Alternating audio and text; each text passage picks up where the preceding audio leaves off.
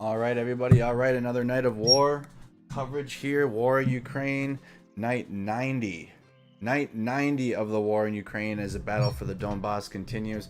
Also, we're going to be getting an update from the President of the United States on the mass shooting, the elementary school shooting in Uvalde in Texas. So we're going to be covering the war in Ukraine, but we also are going to be touching on the recent elementary school shooting in Uvalde, Texas. So let's get into it. Like the video if you guys haven't. Make sure you subscribe to the channel. Spam the reactions on Facebook. And let's go down the latest here in the description. Ukraine war, night 90. Local official, around 200 dead bodies were found under the rubble of the residential building in Mariupol. Petro Andriushchenko, an advisor to the Mariupol mayor, reported that the bodies have been found in the basement building of Myra Peace Avenue. Russia occupied 20.7% of Ukrainian territory.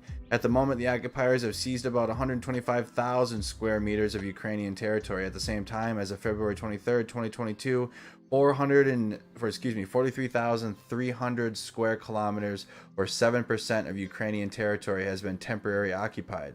The EU approves €500 million tranche of military aid for Ukraine. Previously, the European Union had approved another €1.5 billion in military assistance to Ukraine, bringing the total to €2 billion. FM Kubela urges countries not to buy grain stolen from Ukraine by Russia. According to Dmytro Kubela, Russia is trying to sell the grain they steal in Ukraine by loading it onto ships and passing it through Bosporus. Don't become accomplices to Russian crimes, Kubela said. BBC Russia, retired Russian general in Ukraine's airspace, Major General Kanamat Botchev, has been shot down while flying over Luhansk Oblast, BBC Russia reported. Botchev is reportedly the highest-ranking Russian pilot killed in Ukraine. YouTube not going to leave Russia because of the war in Ukraine, said video service CEO Susan Wojcicki. We see that information really plays an important role. This is the reason why we are still working in Russia. President Joe Biden said there is no change to U.S. policy of strategic ambiguity on Taiwan, a day after he angered China by saying he would be willing to use force to defend Democratic Island.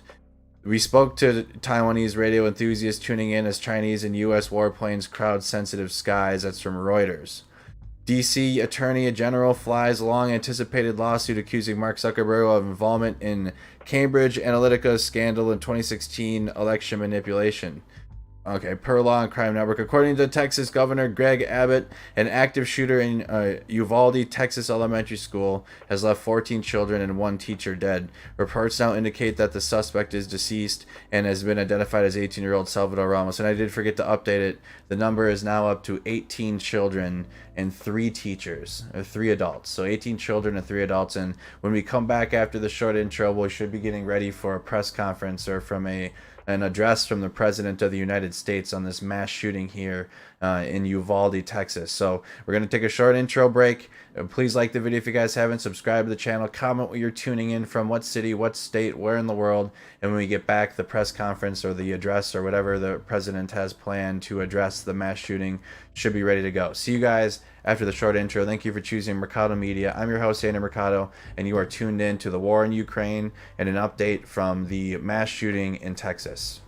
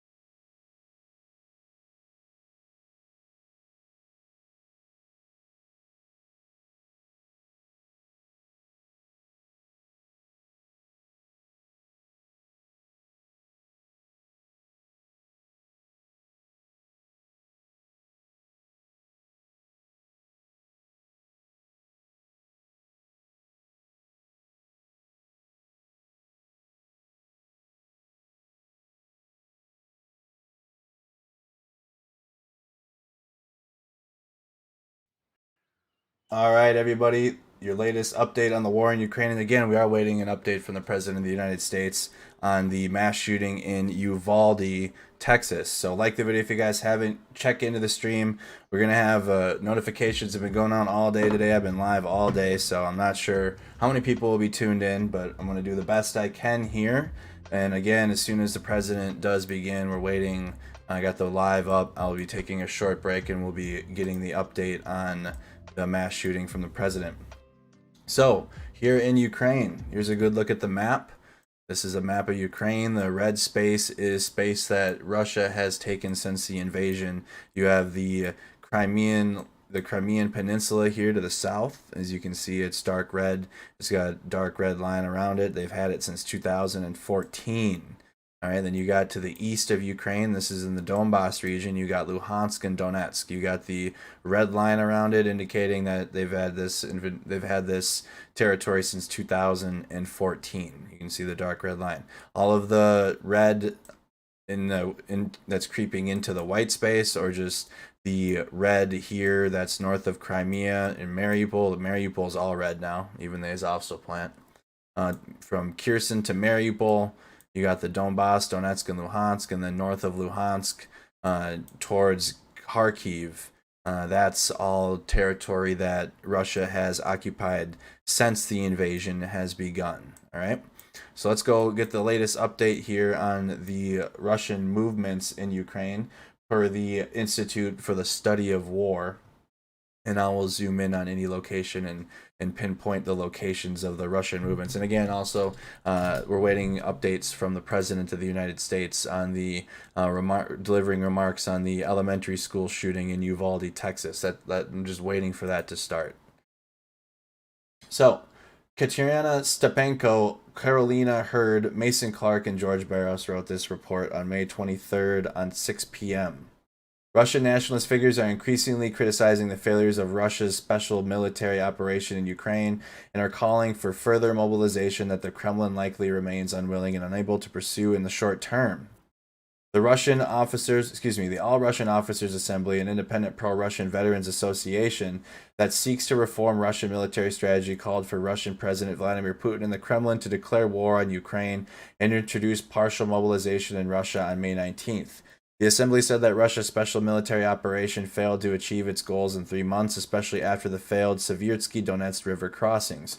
ISW previously assessed the destruction of the nearly entire Russian battalion tactical group during a failed river crossing on May 11th, shocked Russian military observers and prompted them to question Russian competence.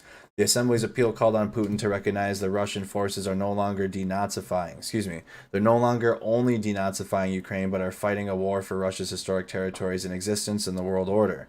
The officers demanded that the Kremlin mobilize all regions bordering NATO countries, including Ukraine, from territory defense squads, extending standard military service terms from 1 year to 2, and form new supreme wartime administrations over Russia, the Donetsk and Luhansk People's Republics, DNR and LNR, the newly occupied Ukrainian settlements. The officers also demanded the death penalty for deserters. So, Russian nationalist figures are starting to increase their nationalism, their nationalist ways. The Assembly's letter may be a leading indicator of elements of Russian government and society setting information conditions to declare partial mobilization. However, the Kremlin has so far declined to take this step, likely due to concerns over domestic backlash and flaws in Russia's mobilization systems.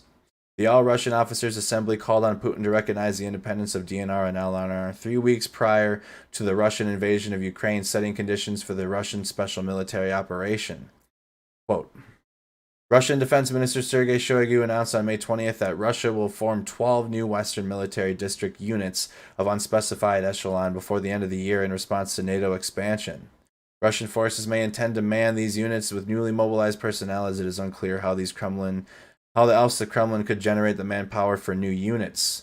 The Ukrainian General Staff also reported that Russian forces are withdrawing old T-62 tanks from storage to form the new battle tactical groups. Russia is likely continuing to exhaust its remaining combat-ready reserves to maintain the momentum for the Battle of Severodonetsk, rather than prioritizing preparations for new reinforcements, so putting all their eggs in one basket. They're really trying to get, as you can see even here in Popasna, south of Popasna on the map, which Popasna is a city that has been seized, or was originally seized by the Wagner private military group, and there is Russian forces in that region now, Russian soldiers. They're making incremental gains in the region. The assembly's letter may not be indicating settlement. Excuse me, I read all that. More Russians supportive of the Kremlin and the Russian invasion of Ukraine are beginning to criticize the Kremlin openly. I mean, we've been seeing this on Russian mainstream news or their media, and they're more extreme talk show hosts, or they're more extremist news people are starting to criticize the Kremlin. Russian mill bloggers claim that the Kremlin will not honor the officers' assembly appeal, indicating an intensifying negative perception of the Russian leadership among Russians supportive of the war in Ukraine. Kaliningrad Oblast Governor Anton Alikhanov publicly stated that the Russian war in Ukraine has disrupted transport routes and construction schedules in the region, a rare admission of the economic cost of the war from a Russian government official. The Ukrainian General Staff also reported that Russian military personnel are increasingly complaining about the ineffectiveness of the offensive operations against Ukrainian troops. The president seems to be late. Unidentified assailants continued attacks against military recruitment offices in Russia on May 23rd, indicating growing discontent with conscription. This is an update on the conscripts. Russian conscripts. A Russian Telegram channel reported that an unknown attacker threw a Molotov cocktail at the military recruitment office in the Udmurtia region, which follows a May 19th incident wherein a Russian conscript shot at a recruitment office in the Zelenogorsk-Leminsky in the Irkutsk Oblast with a pneumatic device. The Ukrainian General Staff reported that 12 total attacks on a recruitment office have happened since the beginning of the war, with 5 happening in the last few weeks alone. These attacks may represent growing domestic discontent with conscription and recruitment practices. The United Kingdom Ministry of Defense reported that Russia has suffered a similar death toll within the first 3 months of the invasion of Ukraine, and was expected. Let me read that again. The United Kingdom Ministry of Defense reported that Russia has suffered a similar death toll within the first 3 months of the invasion of Ukraine, as was experienced by the Soviet Union over the course of 9 years in Afghanistan. The British Ministry of Defense stated that combination of poor level tactics, poor level air defense, lack of operational flexibility, and poor command methods have resulted in repeated mistakes and failures, which are continuing to be evident in Donbas. The report noted that the Russian public is sensitive to high casualty numbers and assessed that casualties suffered in Ukraine grow and become harder to conceal. Public dissatisfaction will increase. So that wild card I talked about early on in the war. I don't know if anybody's been tuning in to the coverage since the beginning. Again, we're on night 90 now.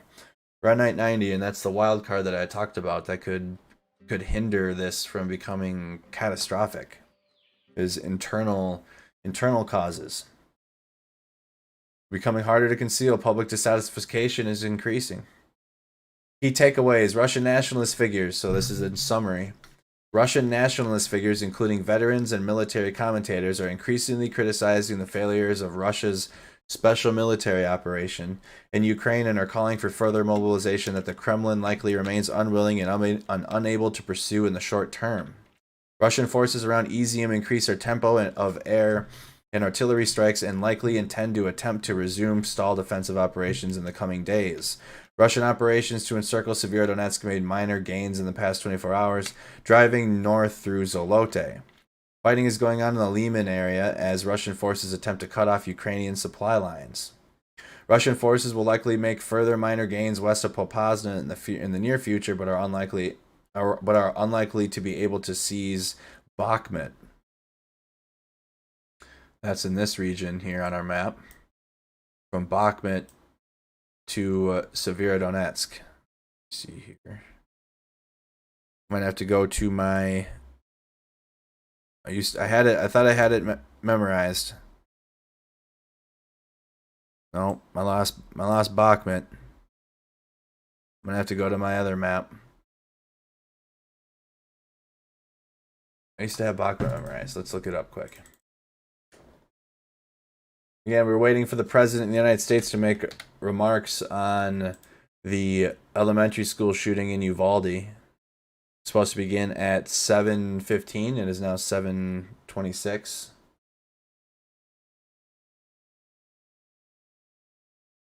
Bakhmut.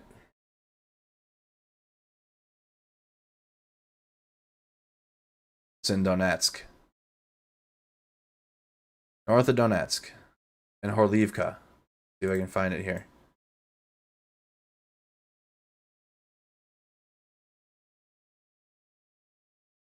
Here it is. There's Bakhmut. I gotta lock that one into my memory from now on. Gotta lock that one in. Bakhmut.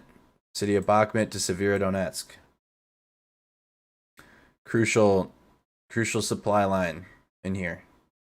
Russians looking to cut that off, as you can see. They're trying to cut off the whole Severodonetsk region. Big battle going on here.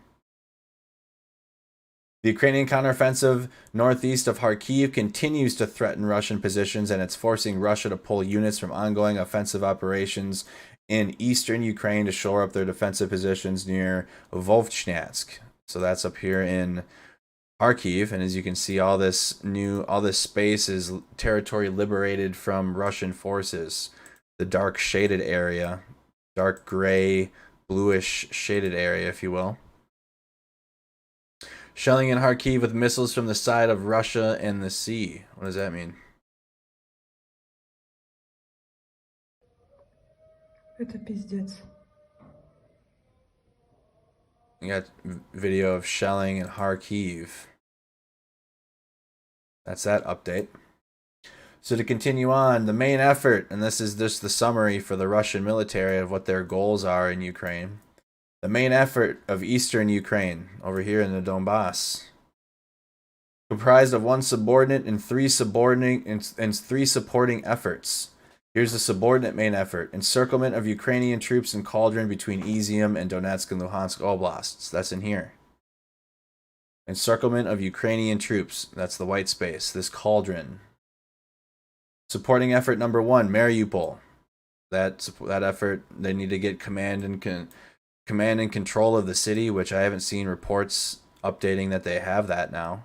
But last reports are that they don't have real control over the civilians in Mariupol, albeit the soldiers and the Ukrainian soldiers and the civilians in the Azovstal plant are gone out of it now. The civilians, women, children, and the elderly were evacuated over a month ago, and the last remaining troops have been evacuated over the last couple weeks into Russian camps. Supporting effort number 2 is Kharkiv City, and supporting effort number 3 is the southern axes, and we'll go into each one here. Subordinate main effort: southern Kharkiv, Donetsk, Luhansk Oblast's Russian objective: encircle Ukrainian forces in eastern Ukraine and capture the entirety of Donetsk and Luhansk Oblasts, the claimed territory of Russia's proxies in the Donbas. Russian forces intensified air and artillery strikes southeast of Izium on May 23rd in preparation for intended and resumed offensive operations towards Sloviansk. The Ukrainian General Staff reported that unspecified elements of Russia's western, central, and eastern military districts, along with the 11th Army Corps of the Baltic Fleet, were preparing to resume attacks towards Sloviansk. Russian forces conducted artillery strikes and reconnoitred Ukrainian positions southeast of Izium and around Dnipro, Vernopilia, Bogorodinchny, Husarivka, Chipol, Dolnya, Studnok, and Severodonetsk. The Ukrainian General Staff noted that Russian forces attempted an unsuccessful ground attack in Dovenki, about 20 kilometers southeast of Izium. Here's Izium on the map, so you can see that that's the biggest city of this north of this cauldron here of white space of villages and cities that in the Donbas that Russia's looking to seize. The Ukrainian General Staff additionally stated that Russian forces are strengthening the police administrative regime in the northeast Kharkiv Oblast, likely to consolidate control of Russian ground lines of communication, which is a GLOC, that run south to Izium against possible Ukrainian partisan actions. Russian forces continued ground assaults around Severodonetsk and made marginal gains to encircle the city on May 23rd. Russian forces claimed that Russian troops cleared the settlement of Shenedrivki directly northeast of Severodonetsk and are fighting on the outskirts of the city. Russian forces reportedly stormed Zolote and took control of the entry points to the city, which would allow them to push northward and complete the encirclement of Severodonetsk from the south. The Ukrainian Defense Ministry reported that Russian forces are attempting to break through the Ukrainian defenses around Popasna. That's here. That's just the nub that's sticking out of the dark red line. Again, that's Luhansk. The Luhansk Oblast. Ukrainian forces reportedly withdrew westward from Volodymyrivka to Soledar, indicating that Russian forces are advancing westward towards Popasna as opposed to prioritizing a northward push towards Severodonetsk. And that's up here. Here's Severodonetsk. Russian forces additionally made gains near the Donetsk-Luhansk administrative border and took control of Miranovsky, southeast of Bakhmut. The capture of Miranovsky will enable further attempts to drive toward Bakhmut from both the south and the west. However, Russian forces are unlikely to be able to capture Bakhmut quickly, if at all, based on their past performance in urban terrain in eastern Ukraine. Russian forces intensified offensive operations around Lyman and Avdiivka and made gains on May 23rd. Unconfirmed reports suggest that Russian forces have launched an assault on the northern part of Lyman and have taken at least partial control of the city as of May 23rd. Russian forces additionally intensified artillery strikes against Avdiivka and are likely taking advantage of the previously captured Novoselivka in order to advance Avdiivka and gain highway access towards Sloviansk. So here's the supporting effort number 1 update on Mariupol, which the objective was to capture Mariupol and reduce Ukrainian defenders. Russian defense officials stated that Russian and proxy forces continued to demine the Azovstal steel plant on May 23rd. Russian military telegram bloggers criticized a video of Russian servicemen reportedly carrying out ground assaults on the Azovstal and stated that they would have waited for the remaining Ukrainian forces to surrender. Russian mill bloggers said that Russian forces did not attempt to further assaults on May 23rd, but suggested that Russian military commanders continued to disregard servicemen's lives in favor for the total capture of the Azovstal plant. The Institute for the Law of War cannot independently confirm the number of remaining Ukrainian defenders at Azovstal. Donetsk People's Republic head of Denis Pushlin claimed that Ukrainian defenders who had already surrendered are awaiting trials in detention centers in occupied Donetsk Oblast. Russian national, as opposed to the DNR proxy occupation authorities, continue to strengthen their bureaucratic control over Mariupol, signaling a shift away from administrative control by DNR forces. Mariupol's mayor advisor Petro Andriushchenko reported that volunteers from Russia are assisting filtration efforts, and Chechen units are patrolling highways from Mariupol into the Ukraine-controlled areas of the Zaporizhia Oblast. Here's the supporting effort number 2 explanation in the Kharkiv city, which the Russian objective is to withdraw forces from the north and defend ground lines of communication to Izium. So that'd be in this region here. Trying to get it right here. Izium to the south, Kharkiv city to the north of the screen. So from Kharkiv to Izium. Russian forces focused on maintaining their positions north of Kharkiv city on May 23rd. The Ukrainian Defense Ministry noted that unspecified elements of the Russian 6th and 41st Combined Arms Armies, the Baltic Fleet, and, for the first time, the 1st and 2nd Army Corps were operating in the area to prevent Ukrainian troops from further advances. The 1st and 2nd Army Corps and the armed forces of Donetsk and Luhansk People's Republics, respectively.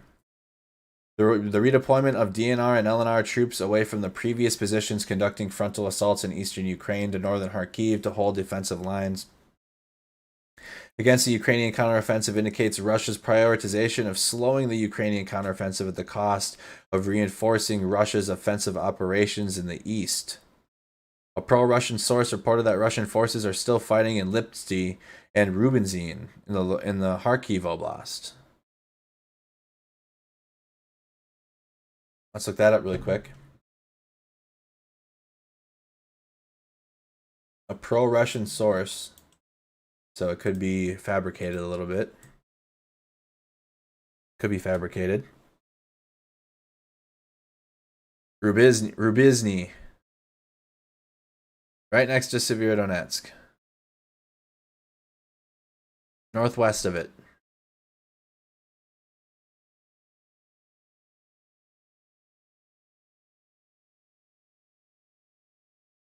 There's the city of Rubizny.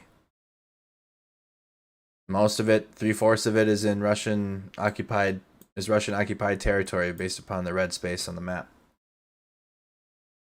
Russian forces continue to shell Kharkiv city and its environs throughout May 23rd. Supporting effort number 3, the Southern Axis, objective defend Kherson against Ukrainian counterattacks. Let's go down to Kherson. Kherson and Mykolaiv here. Russian forces continue to set conditions to establish permanent control and resume offensive operations in southern Ukraine on May 23rd. The Zaporizhia Oblast Military Administration reported that Russian forces are accumulating troops in Vatslivka, approximately 80 kilometers south of Zaporizhia city and east of the Zaporizhia nuclear power plant in Erdenhar.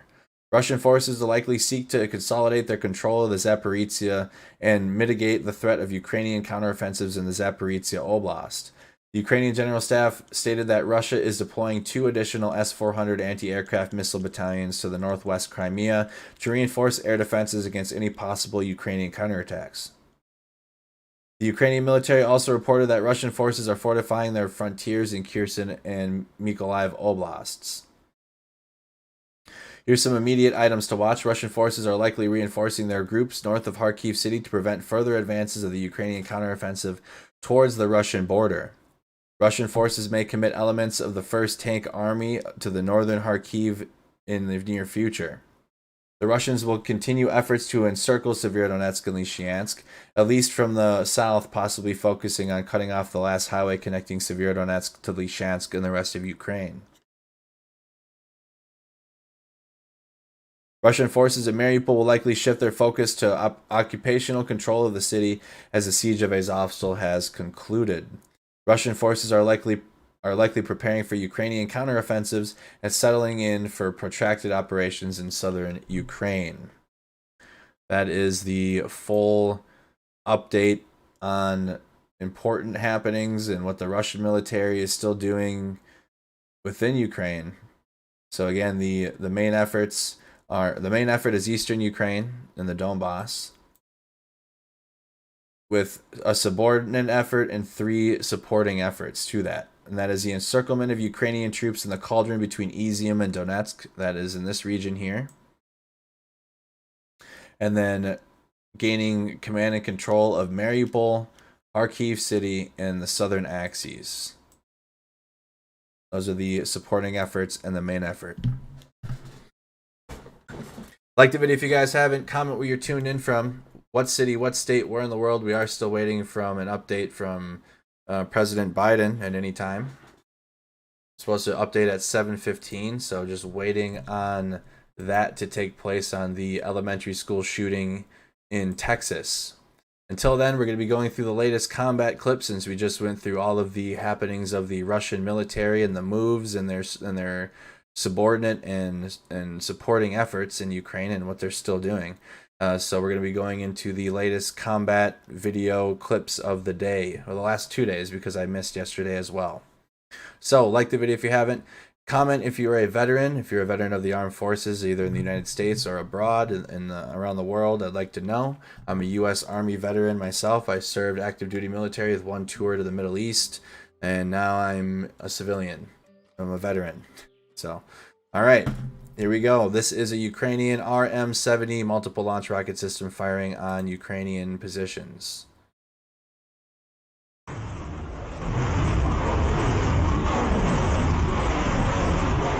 Derry, Ireland, good to have you.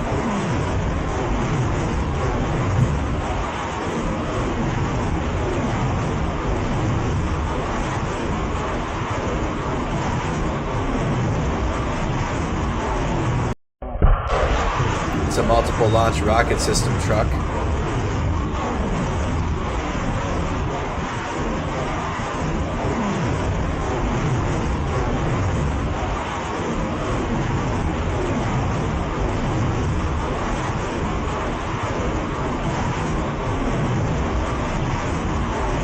Next video. Russian Su-25 aircraft near Advivka. Yeah, Su-25 aircraft in the air. Army vet, 101st Airborne. Good to have you, Thomas.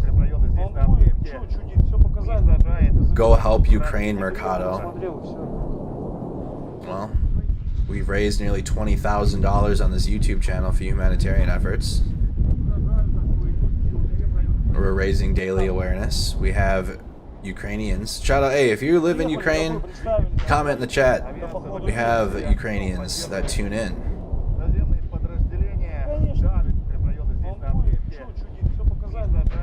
Thanks for playing.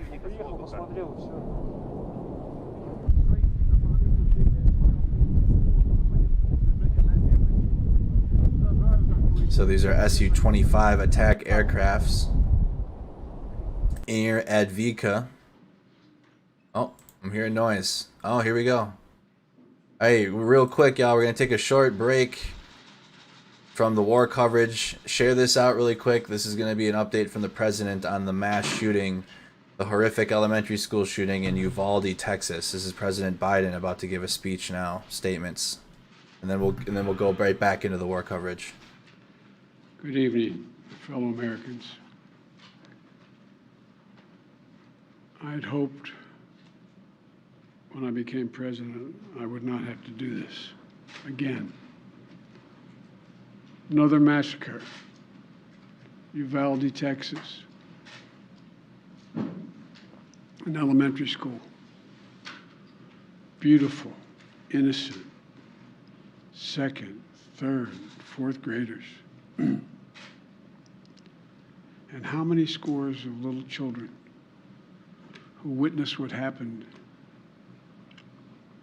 see their friends die as if they're on a battlefield, for God's sake.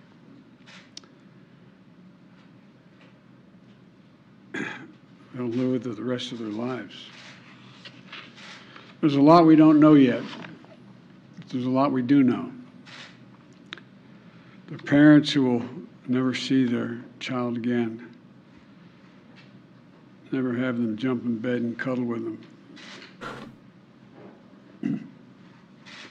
Parents will never be the same.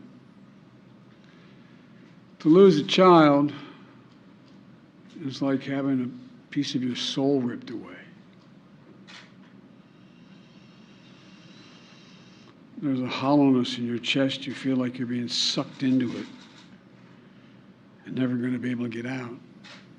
Suffocating. It's never quite the same. It's the feeling shared by the siblings and the grandparents and the family members and the community that's left behind.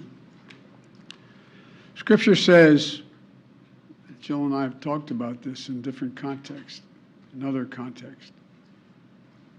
The Lord is near to the brokenhearted and saves the crushed in spirit. So many crushed spirits. So tonight, I ask the nation to pray for them.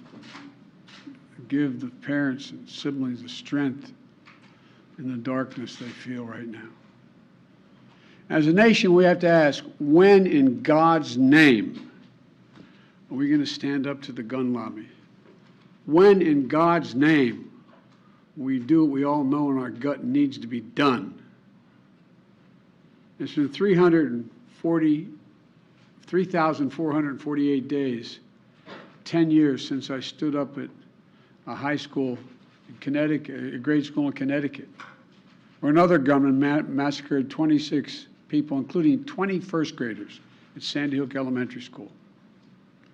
Since then, there have been over 900 incidents of gunfires reported on school grounds. Marjorie Stoneman Douglas High School in Parkland, Florida. Santa Fe High School in Texas. Oxford High School in Michigan. The list goes on, and the list grows when it includes mass shootings at places like movie theaters, houses of worship, as we saw just 10 days ago, the grocery store in Buffalo, New York.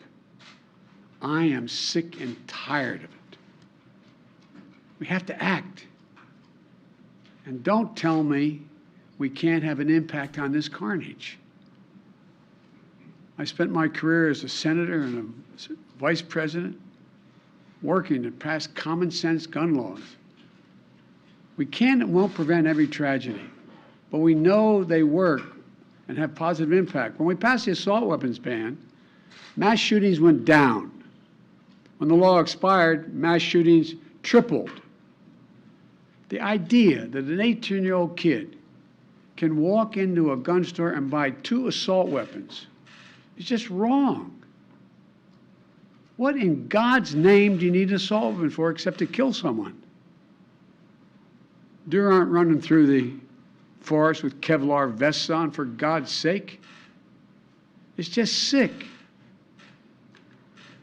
And the gun manufacturers have spent 2 decades aggressively marketing assault weapons, which make them the most and largest profit. For God's sake, we have to have the courage to stand up to the industry. Here's what else I know. Most Americans support common sense laws, common sense gun laws.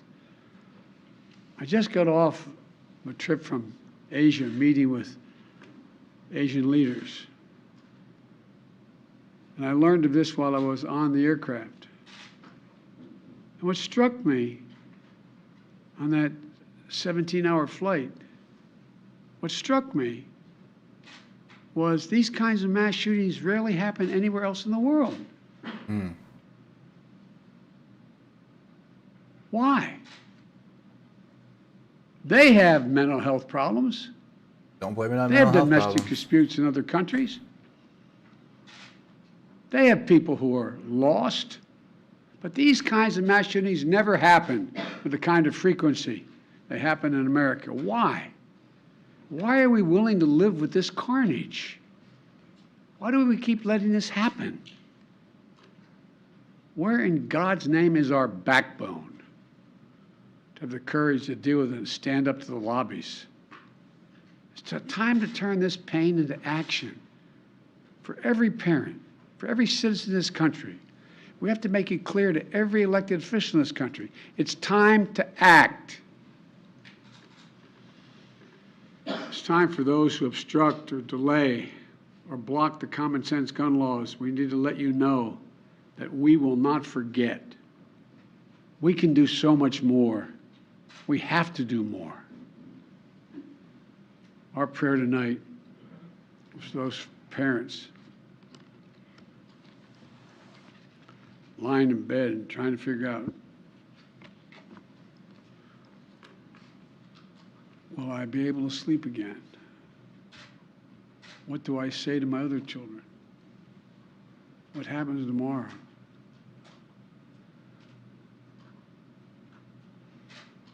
May God bless the loss of innocent life on this sad day.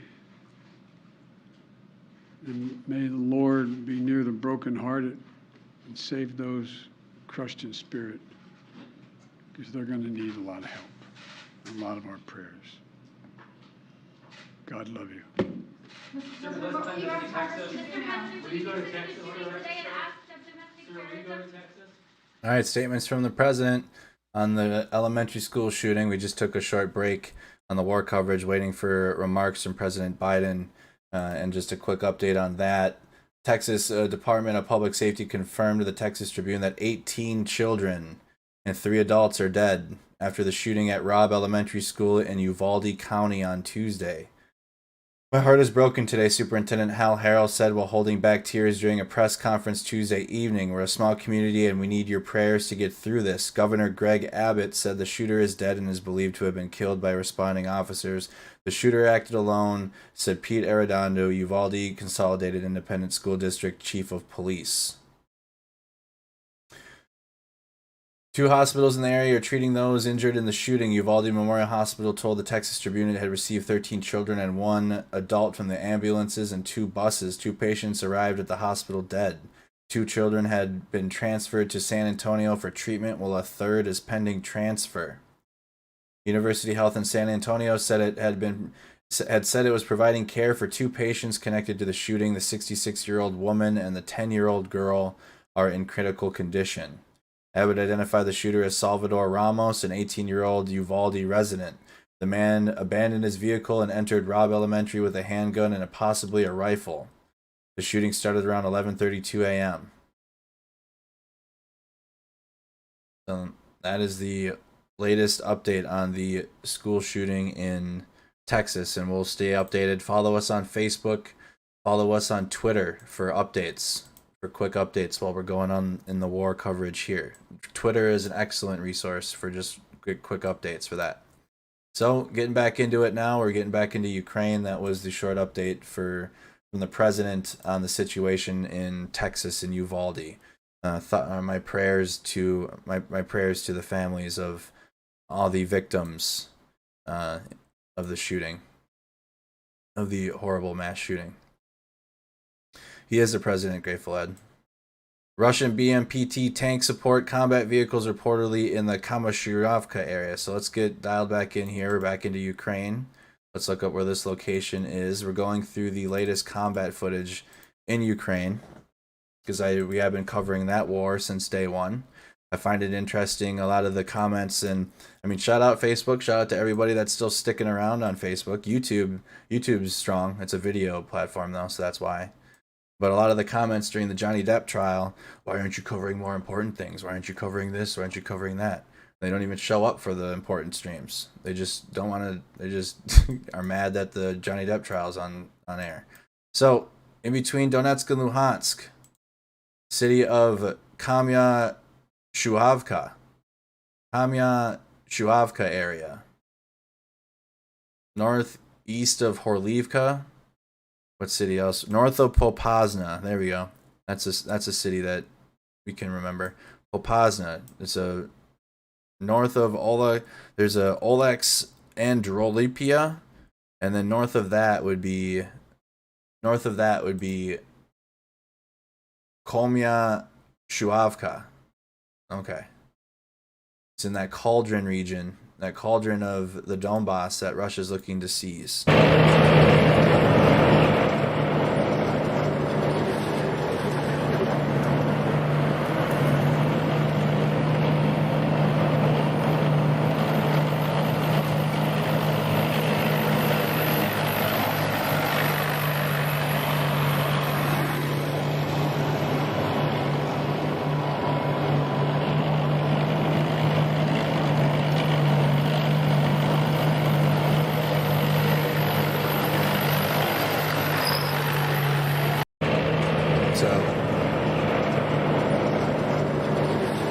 Right here I see another troop taking video, so you got vehicles going back and forth.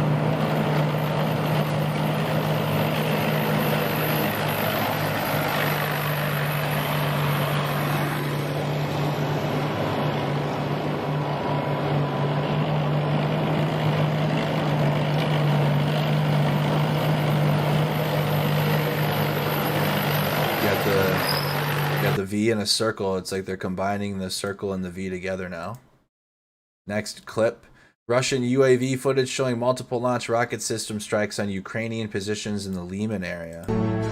That was a BMPT. Good call, 1508 AX. It was.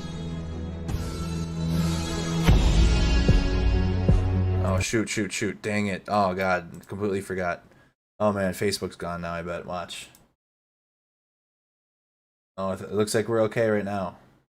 Literally 3 or 4 seconds of copyrighted audio and your stream's done. Watching from Alberta, Canada, thank you so much. This is Russian UAV footage of multiple launch rocket system strikes on Ukrainian positions in the Lyman area.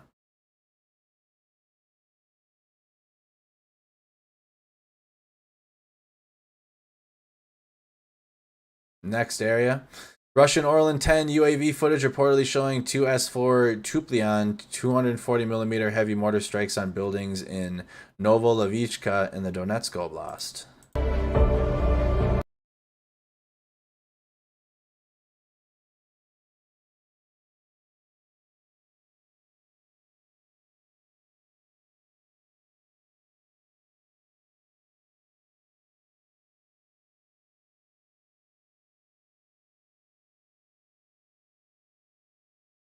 Good morning and good day from Cambodia. Good morning, Cambodia.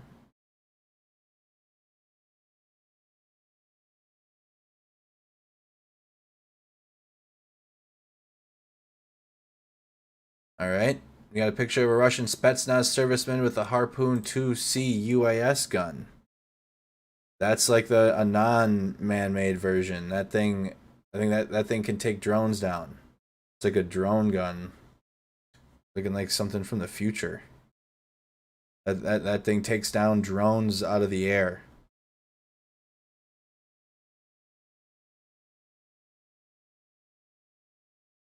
We got DNR artillery strikes, so that separatist group from Donetsk.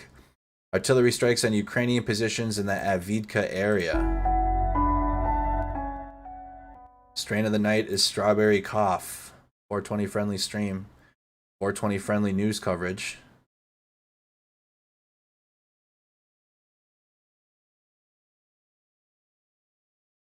Someone's news coverage out here needs to be 420 friendly. It might as well be mine.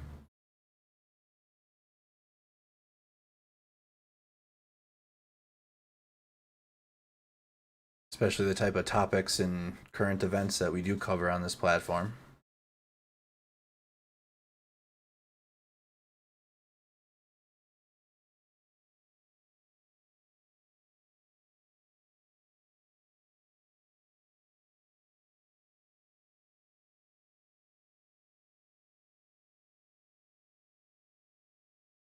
Look at the destruction in there.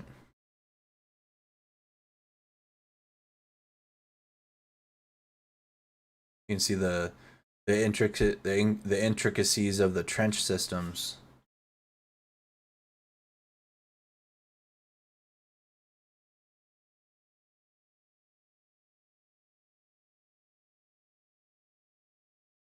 These are trench systems right here in the ground that you see. It's not a snake. That's a trench system. There's a soldier in the trench right there.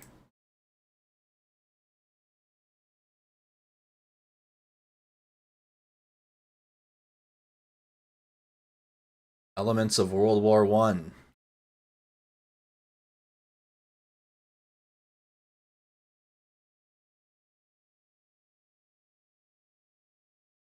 Elements of World War I to the east of Ukraine and the Donbas.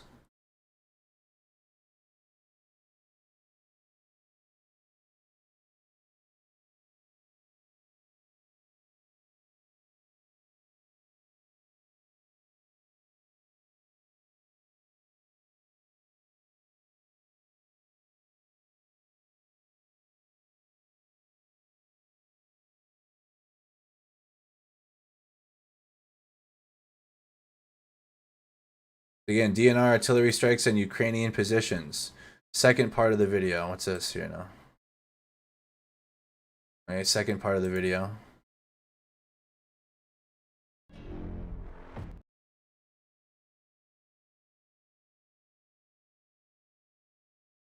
Medical is. Joker J. Medical.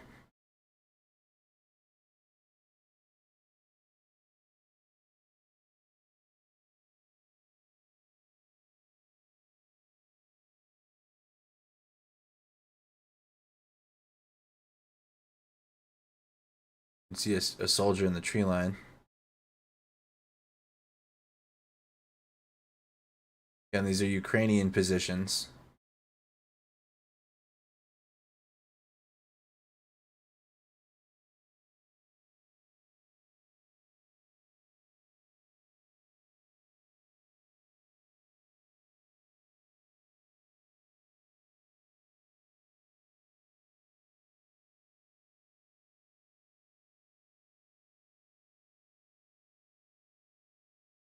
See more of them in the tree line.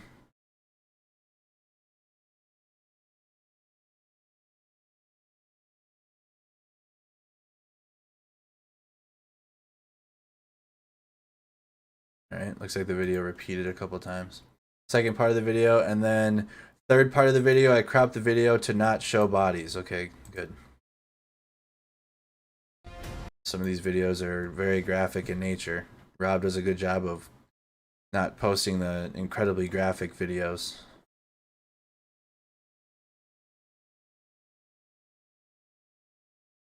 is a 3-part video.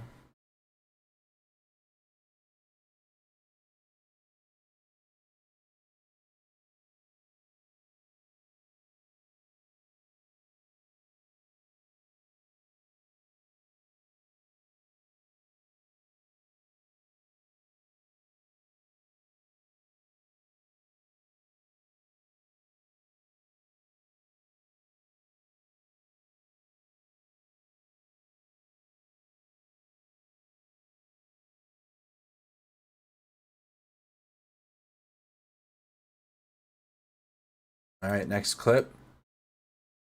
These are, again, those are Russian attacks on Ukrainian positions. Here we got a Russian 2S5 Giant S artillery in Luhansk. Преимущество дальности заключается в том, что в составе батареи мы наносим огневое поражение противнику в глубину. Непосредственно за 20-25 километров от линии непосредственного соприкосновения с противником. Высокоточные боеприпасы, которые поражают цель одним снарядом, то есть 100% поражение цели идет.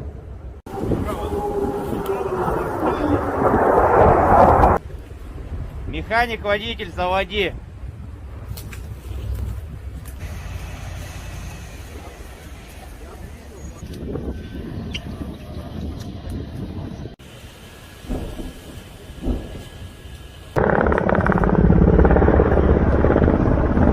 Угломер 59-68, навести.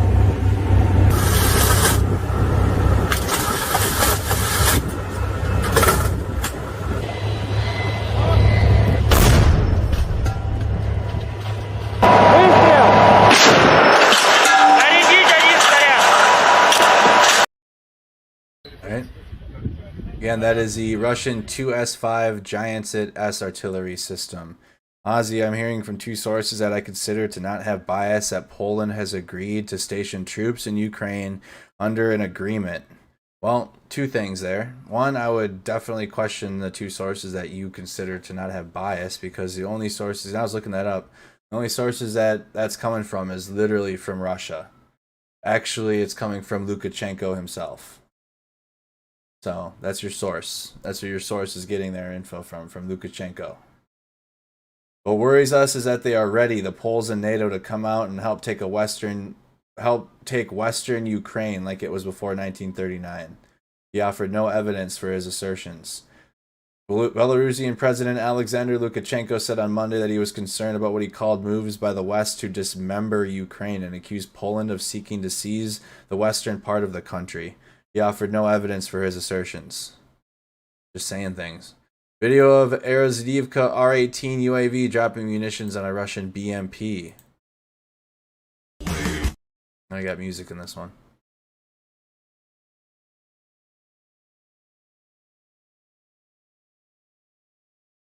G'day, g'day. How you doing, Mick? Martin, thank you so much for the 200 stars. Thank you. React to the stream, spam those reactions, like the video if you have not done so. Facebook, give the stream a share. Ukraine war coverage on Mercado Media Facebook. We're not like it used to. More people tune in for the trial.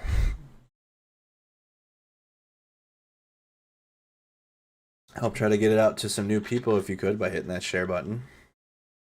YouTube is pretty unwavered. YouTube audience will tune in.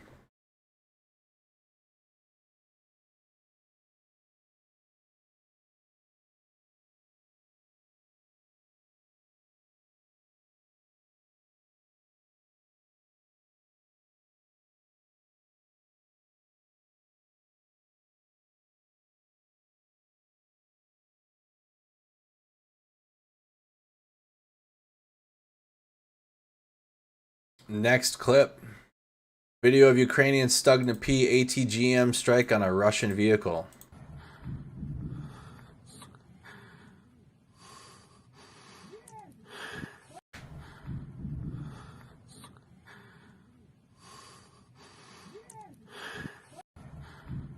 Ukrainian Stugna P strike on Russian vehicle. Video of a Russian T-72B3 tank struck from behind by Ukraine's 79th Air Assault Brigade.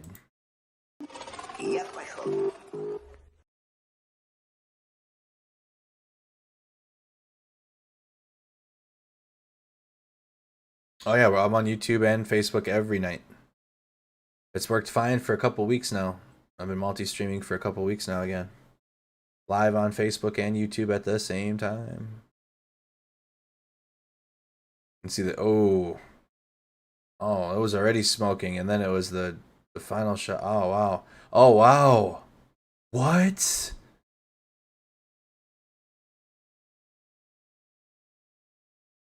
They were able to jump out. Two of them were.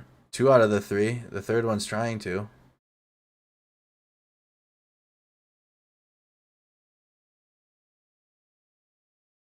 The first two bailed out of there. There's the third one. Wow, the third one got out of there too?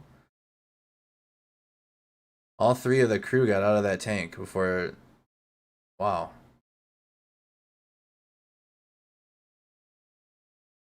The T-72B3 tank got hit in the rear. All three of the crew members got out. We'll watch this one more time. There they go. Wow.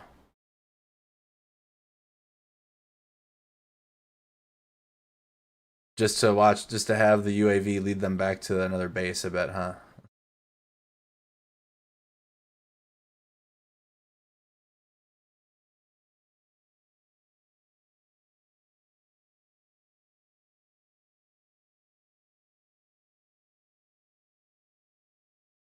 Oh, that's the positions that they were at, hiding.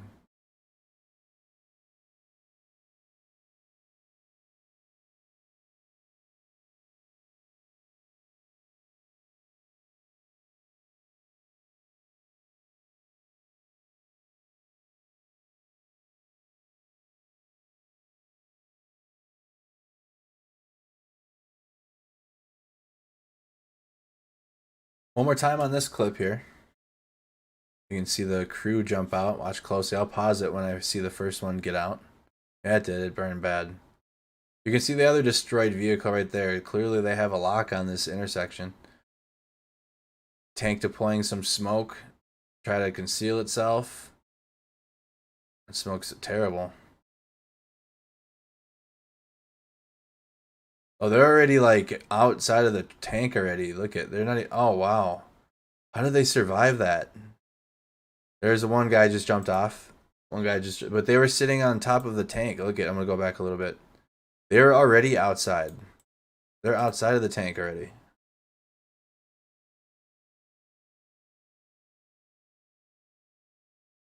Dude jumps off. Other dude gets off too. He's got smoke trail following him though. Both of them bail. And then you can see the third guy is like struggling here. But he does get off the tank too.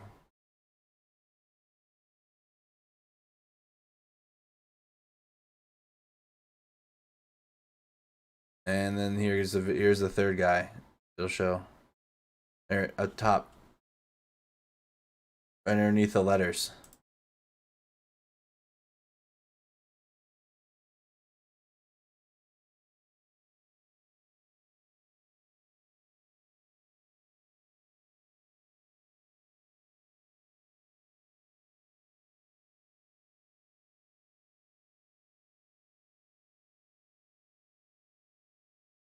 Alright, so we're going to move on now to the next video. Oh, the first half of the video.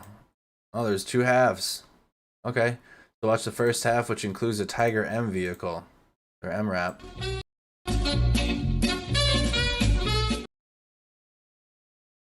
An idea of the music that they have going to it.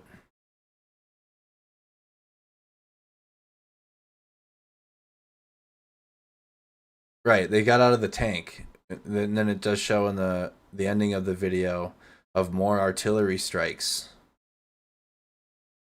on the area. So thank you so much for your hard work today. Thank you, Courtney.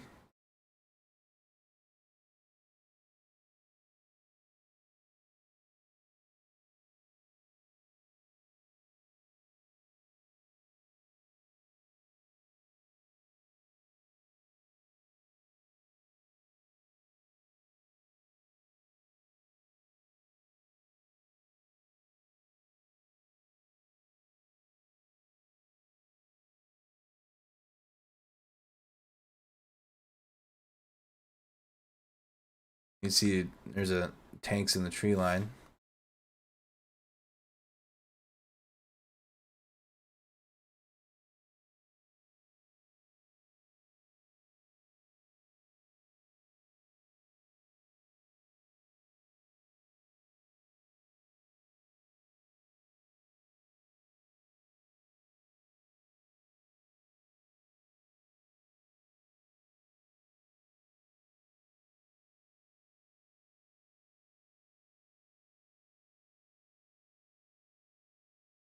Hey, how you doing, Gene?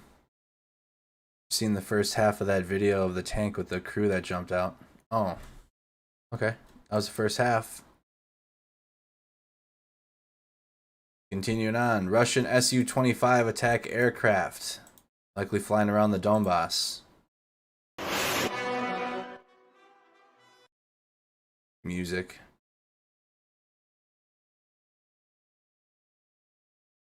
How's everybody doing this evening in the chat? Thank you so much, Thomas. He said he's got 5 on it. I got 5 on it. Thanks, Thomas. Next clip. Or here we go. A Russian BMP tank support combat vehicles in the VDV BMD-2 and BTRD vehicles in Severodonetsk. From the ANA news agency, Russian news.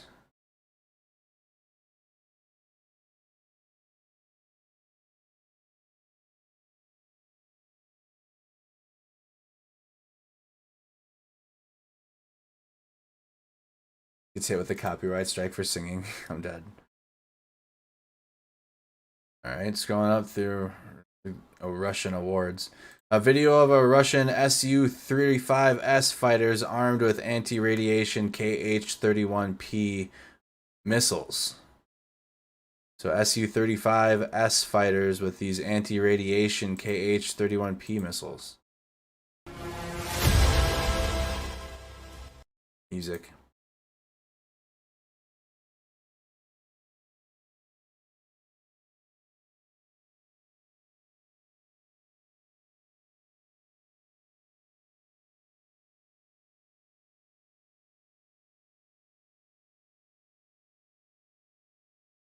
Su-35S.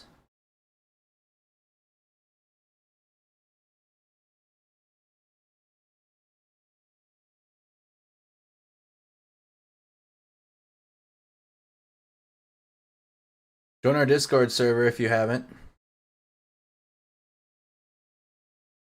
Discord server, we have a whole section just for the war in Ukraine on our server. Share video clips, the newest videos, the newest articles and updates on the war. Video Black Sea Fleet Project 636.3 submarine launching 4 Kaliber cruise missiles at Ukraine. It's out there.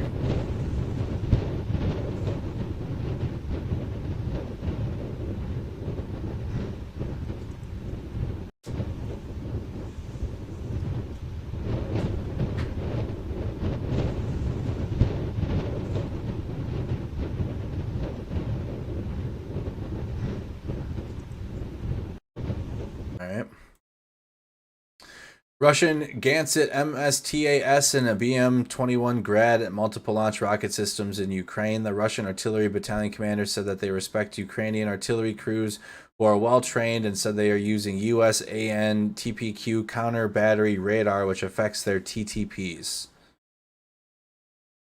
Group tactical procedures.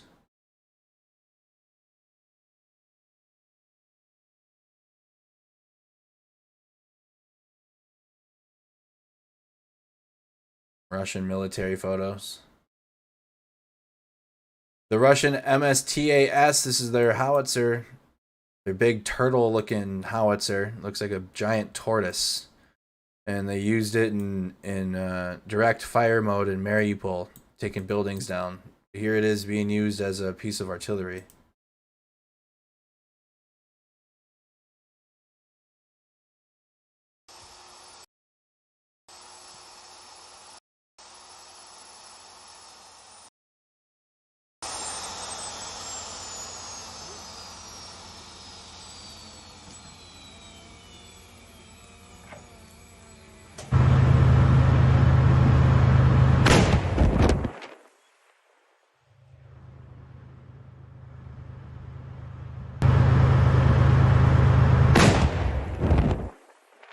That's this MSTAS howitzer.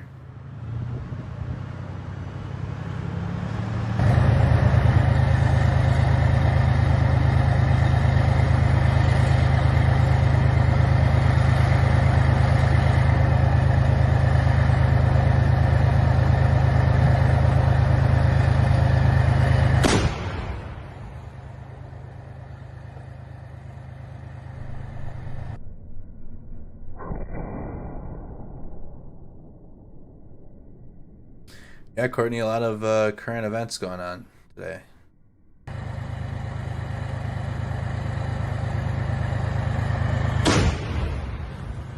Just let me treat them.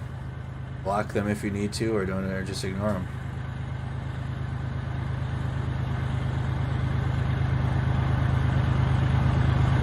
MSTAS howitzer.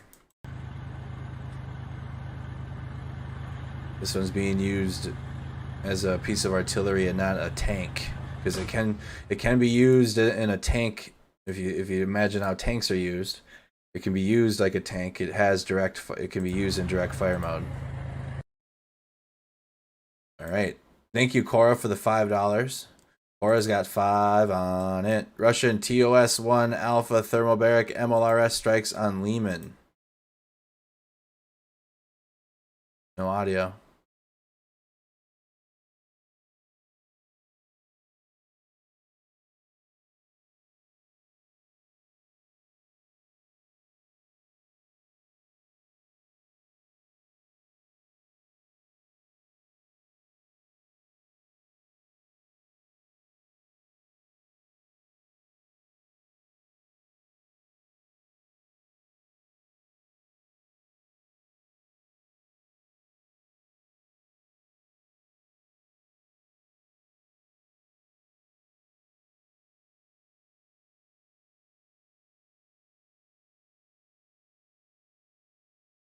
All right, moving on.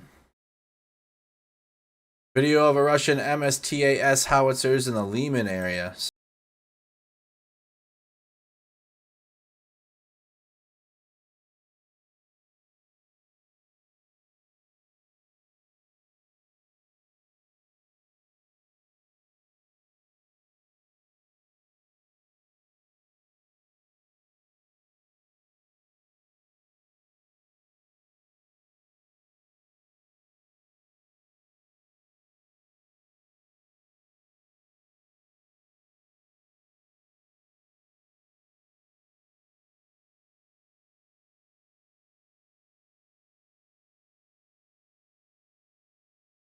I better stop. Uh-oh, Facebook. Completely forgot. Spaced out for a second. I got lost for a second reading the two people that are coping in the chat. There's more Nazis in the United States in law enforcement and in the military than there is in Ukraine that collect taxpayer money. Stop. That's all you need to say. Just tell them that. There's more Nazis in the United States that hold positions, arguably in politics too. Arguably.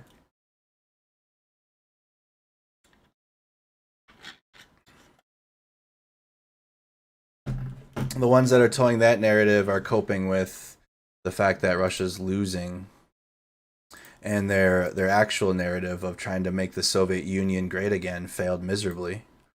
So they need to tow a narrative of that there's Nazis in Ukraine, which is just we've already totally gone all over that.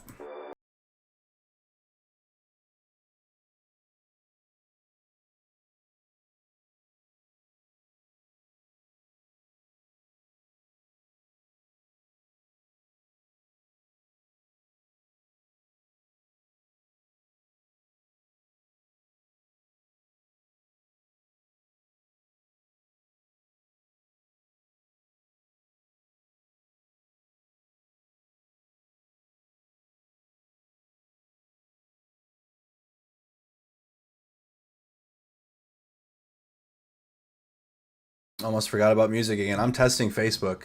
I'm testing Facebook to see how long it's going. I'm testing them today. Totally testing them.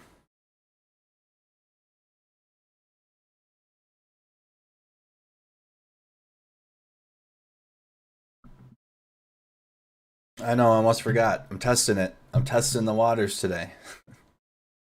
Alright, next video. Night Russian MLRS fire reportedly on Ukrainian positions in Lyman. I know. I'm testing them. I'm challenging Mark Zuckerberg today.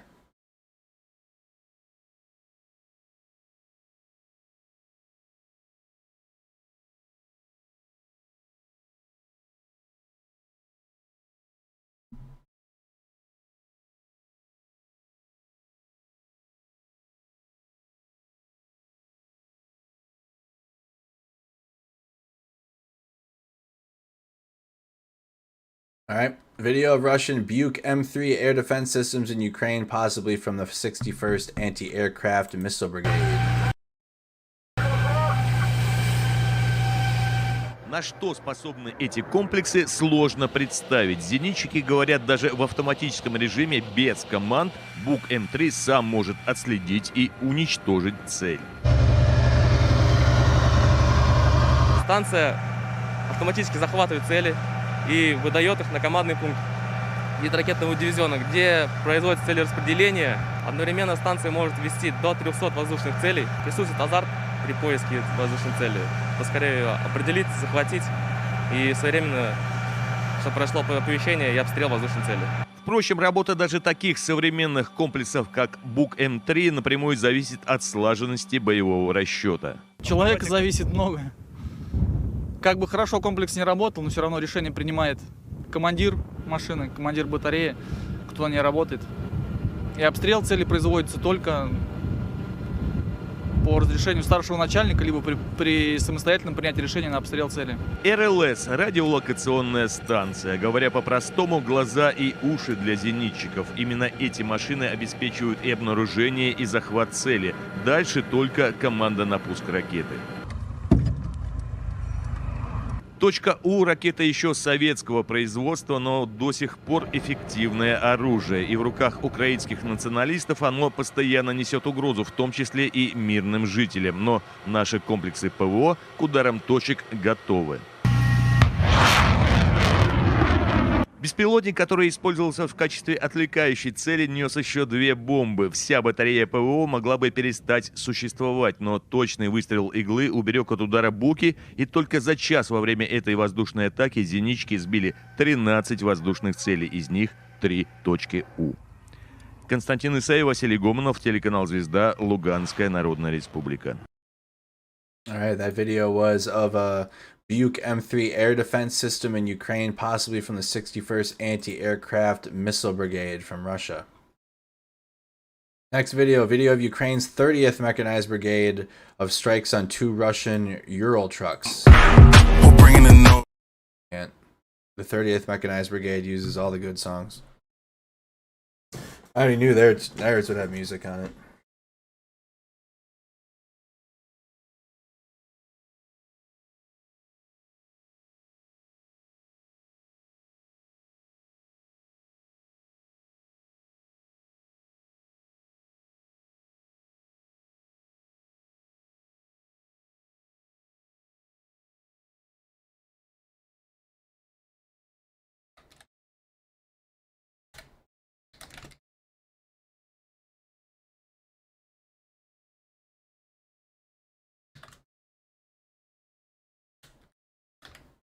Thirtieth Mechanized Brigade.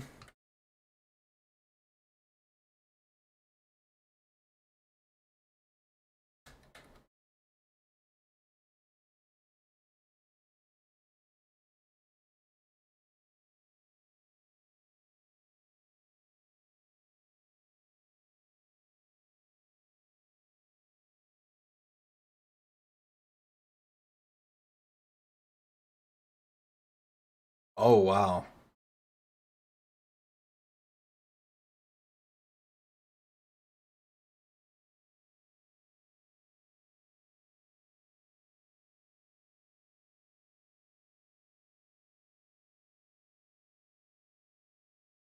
You can tell, alright, yeah, Squid's done. You can tell people that, like, don't watch the war at all. Alright, imagine supporting Russia. They can't even feed themselves. Don't even have food, don't even have MREs, no energy, no supplies, no equipment, no fuel. What a terrible military. What a terrible military to be a part of.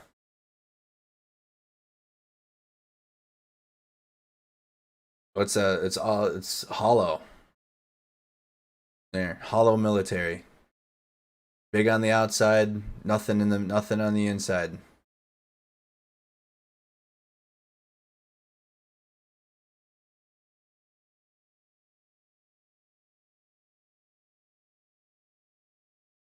No morale, no will to fight. Revolt in Russia, fires in Russia are increasing. Molotov attacks on conscription offices are increasing in Russia. Nobody wants to fight for that weak ass government, dude.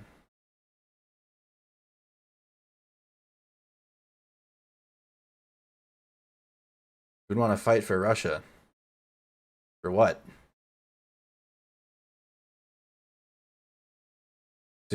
That's what you get. You go fight for Russia, that's what happens. You get artillery on you, and then you get you get put on a video from the 30th Mechanized Brigade. Russia Ministry of Defense, possibly from Cadets UCAV, showing a strike on a Ukrainian tank, possibly from an ATGM.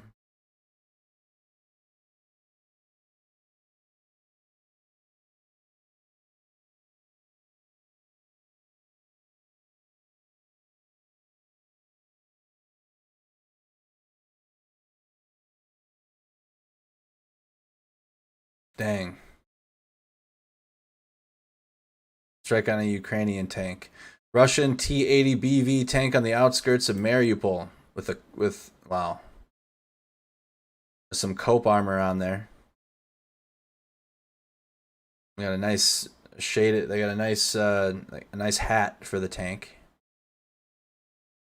I'm not quite sure what that is on there. Looks like a table, maybe, or it's graded. And then they welded another piece of rebar, here to it, so it holds. White sunglasses, dude, sick. White sunglasses as well. Cope cage with white sunglasses, nice.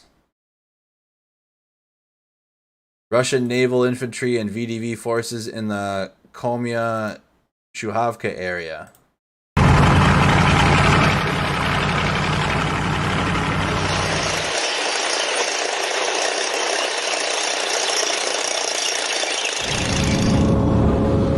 Это был последний опорный пункт ВСУ в опасной северо-восточной часть города. Отсюда силовики двинули туда, в сторону населенного пункта Камышеваха.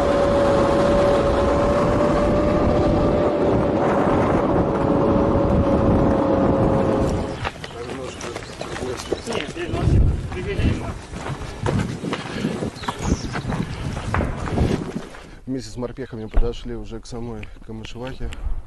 Вот. Окраины. 20% of Russians have running water. Вот, соответственно, дома. Бои продолжаются рядом на подступах. Мы же ожидаем, когда можно будет осуществить проход непосредственно уже к самому населенному пункту. В настоящее время наше подразделение осуществляет маневренные действия по обходу противника с северной стороны с целью блокировать его в населенном пункте. Действия ведутся успешно. К успеху приводят не только мужество и героизм подразделений наших, но и также удачно и успешно налаженное взаимодействие между подразделениями и родами войск. Соответственно, работаем как и с авиацией, как и с артиллерией. Все выявленные объекты передаются и своевременно накрываются старшим начальником. All right. Russian naval infantry and VDV forces in Komya Tuzhavka area. Video of Ukrainian Stugna P ATGM strike on a Russian MTLB. Americans have lost against the Taliban. Listen, the Americans lost a fraction of the amount of soldiers that Russia's lost. America lost over 7,000 troops in 21 years. Y'all lost that in the first week or the second week. Ще знімаєш? Stop. Похуй, буду пробувати. Пусть дозволено, пуск. What do you got? What is that? Nearly 30,000 soldiers?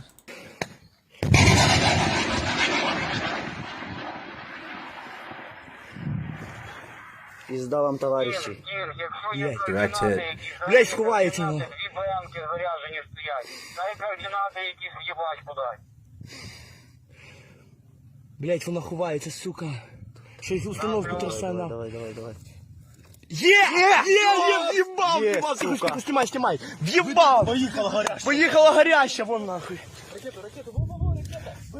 Хмара, є пульт, ціль уражена, ще одна. Ukrainian strike on a Russian MTLB. Похуй, буду пробувати. Пусть дозволено, пуск.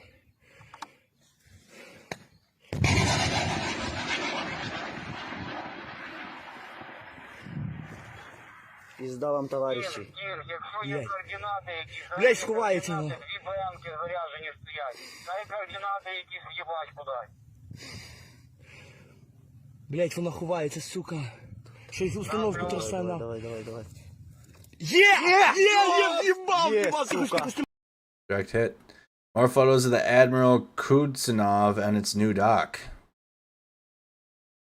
Admiral Kudzinov. Better not take too many photos of that. I hear Russian ships aren't lasting too long in the Black Sea. Video of artillery strike by Ukraine's 128th Mountain Assault Brigade reportedly at a distance of more than 20 kilometers with a NATO 155mm howitzer.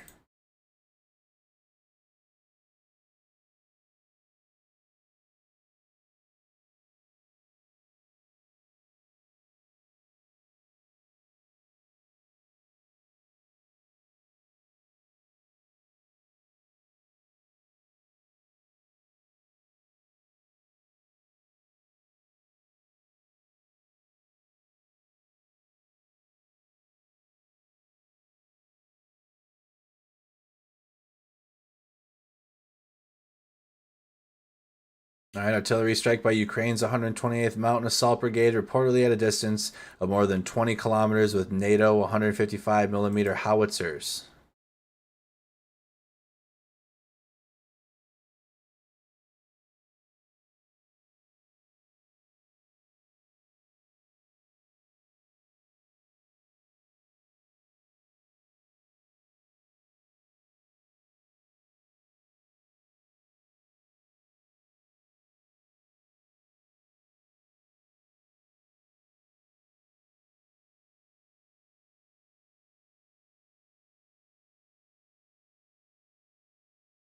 It's a land grab, food grab, oil grab, and just the principle of Vladimir Putin wanting the Soviet Union to be great again. Ukrainian artillery and mortar strikes in the building. We've already looked at the history. They haven't stopped. They're since losing all the countries they're losing to NATO or like becoming westernized. Russia has not stopped trying to retake those countries. They have not stopped, including Ukraine. We got a trench system right on the other side of these houses. Ukrainian artillery or mortar strikes on a building.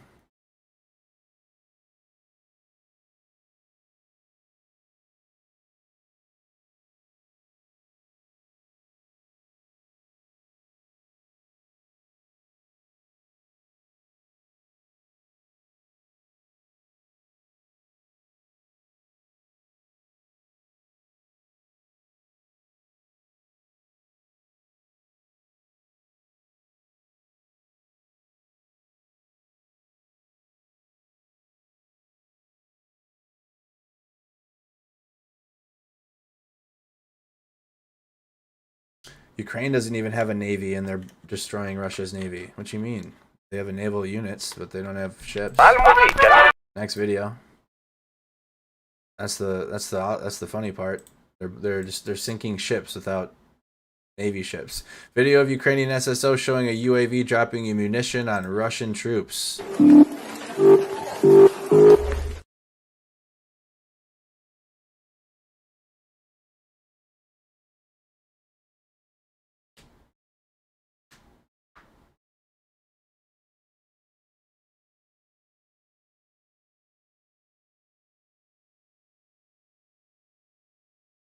Who are they stealing?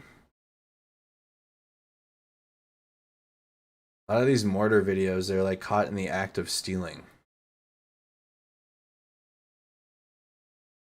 There's 2 cars they likely stole.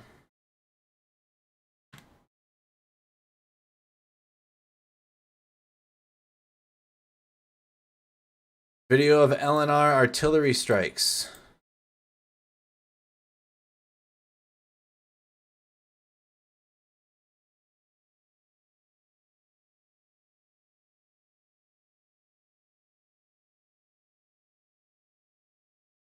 This is the Luhansk separatists. Look at the spread of that. The accuracy. Precision accuracy. Hit everything except for the targets.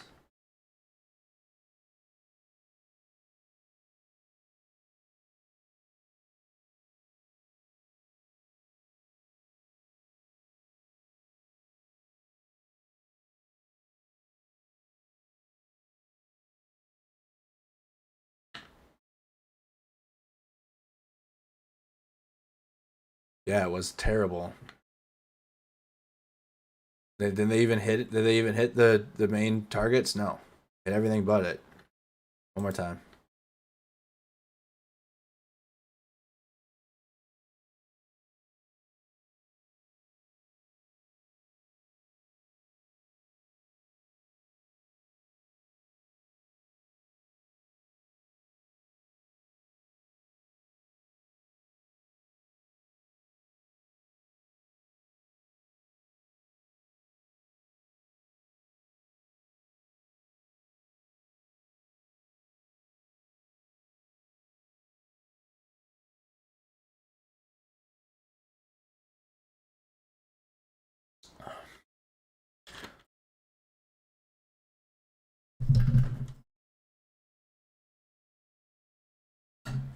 Ukraine is not losing hard in the Donbas. Where are these pro-Russian trolls coming from? What is it?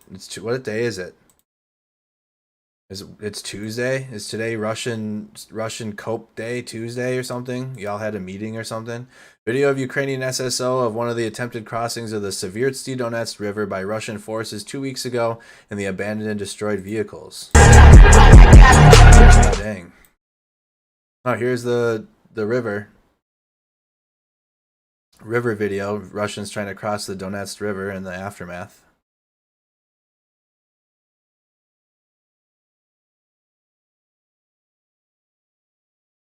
The Cope boys. That's what we'll call them. We'll call these Russian the Cope boys. All right. Ukrainian SSO destroying the crossings of the Donetsk River. Many Russian tanks in the river using the cannon as a snorkel.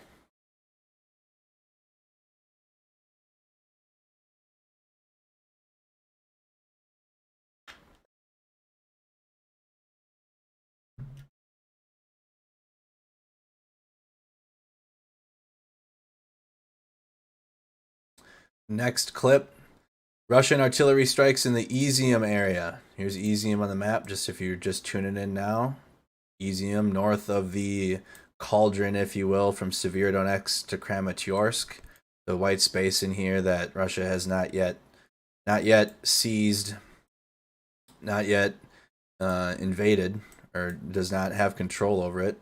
They've gained incremental ground in Popasna, and then north of Donetsk, incremental gains, but it's offset here to the north because in Kharkiv, the Ukrainian special forces are regaining territories and villages on a daily basis and have almost completely encircled the Russian battle tactical group near the border to the northeast of Kharkiv.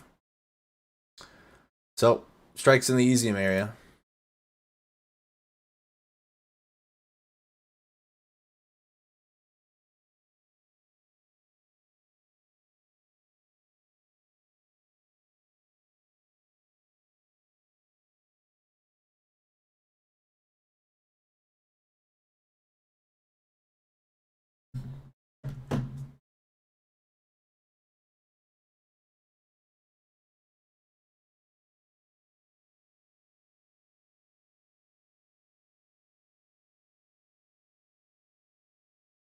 Strikes in the Izium area.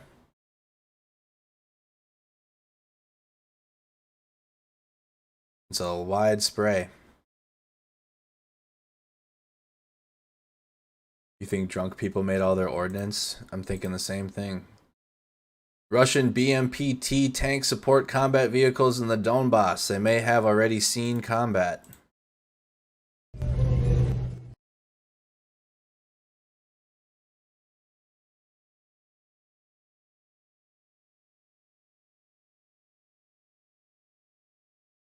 I am streaming video games after this, if you're interested.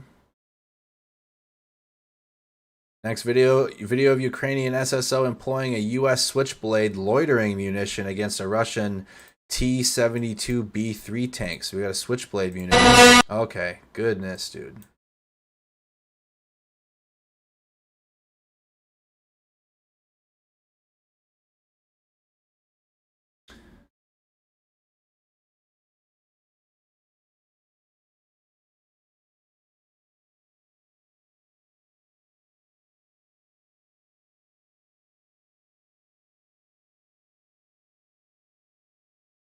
Those are these mobile kamikaze drones.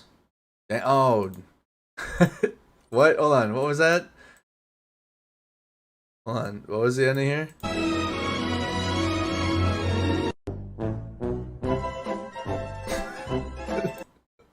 Oh, please don't take my stream down, Facebook. Please don't. Video of a Stugna P ATGM strike on a Russian tank by Ukraine's 54th Mechanized Brigade.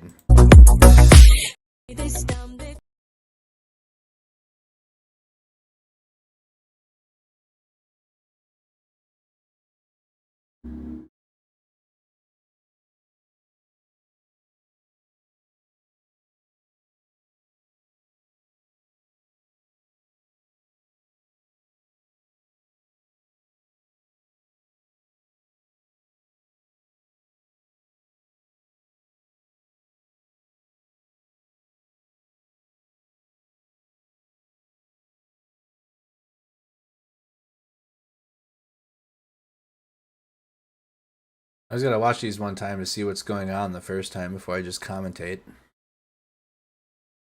I really do watch these clips with y'all live the first time. That was a direct hit.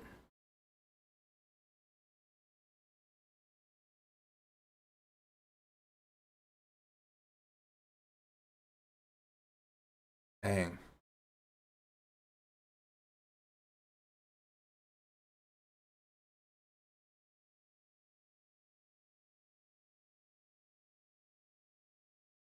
Disabled.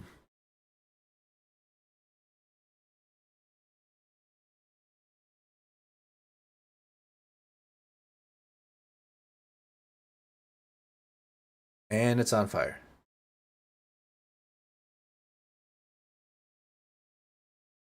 The video of another tank getting destroyed.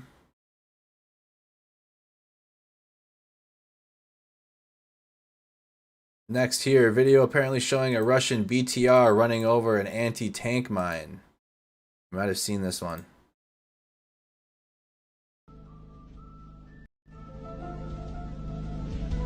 They're funny, dude.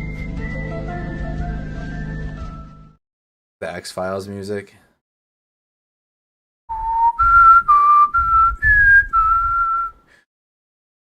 So you got a tank that went over and drove over a mine.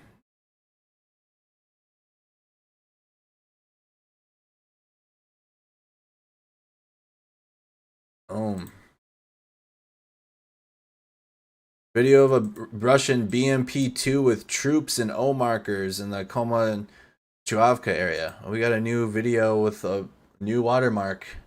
This Anna news agency. New Russian news. Got to keep an eye on this watermark and whoever this media is. Oops. Lower that down.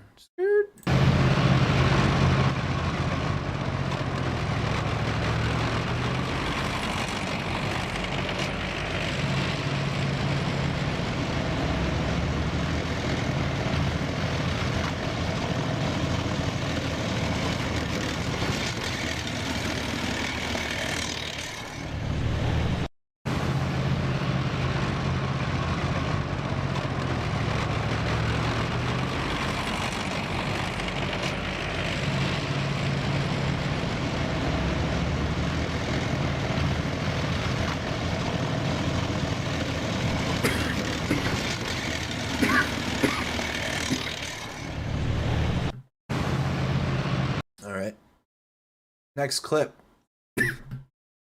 Russian artillery strikes on Ukrainian positions.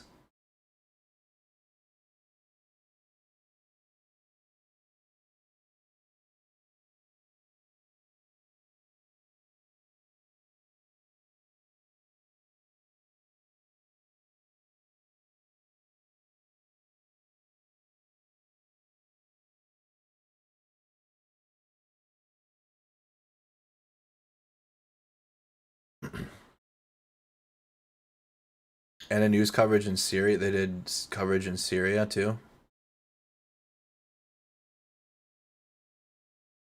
I always keep an eye on the sources from Russia. They're all production-y.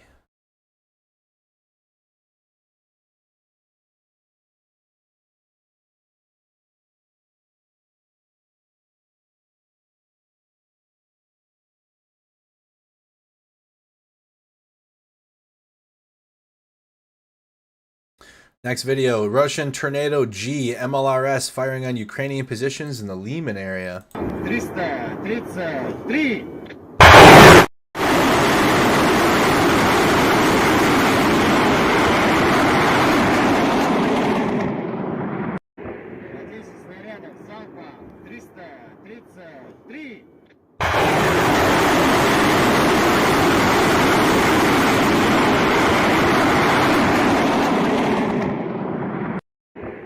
Alright, those are Tornado G multiple launch rocket systems.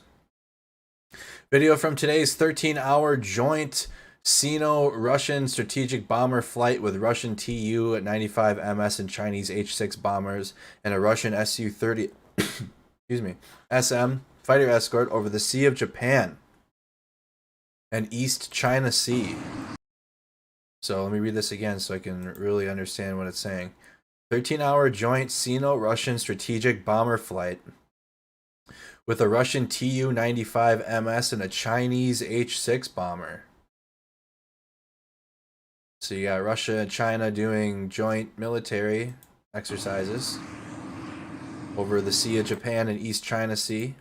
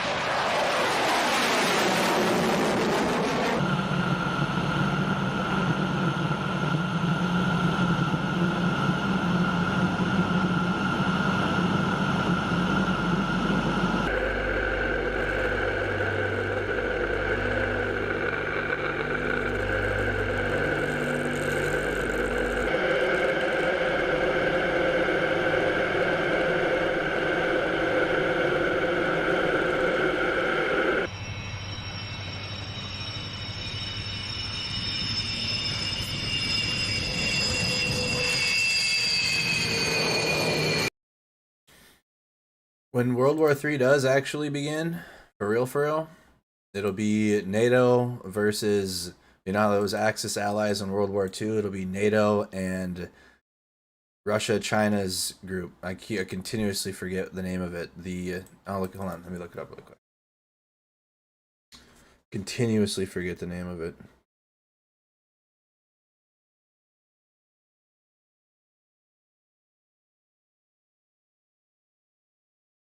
The SCO.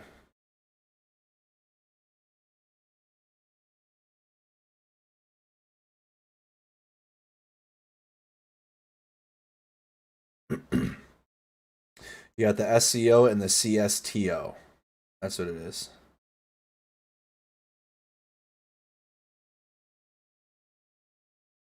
The Collective Security Treaty Organization. Russian. That's written in Russian. Can't read that.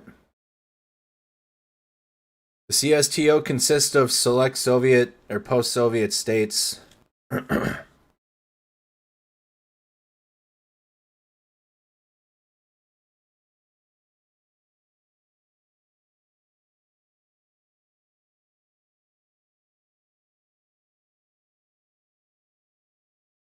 one with China is the SCO.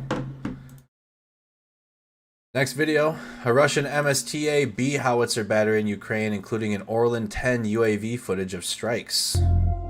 There's a video here. A Russian 10 Orlan UAV is just a surveillance drone, but the Russians are starting to equip it with kamikaze capabilities to drive in, or to blow it up on targets, or to release mortar grenades from the drone.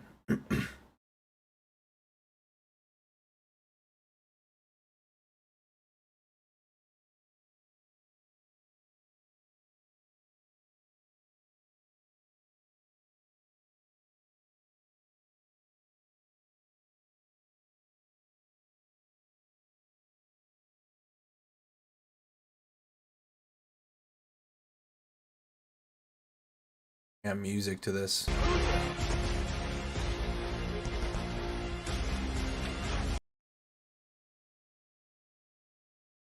Russian video of the MSTA-B howitzers in Ukraine. Video of a Ukrainian 2S7 Pion artillery piece.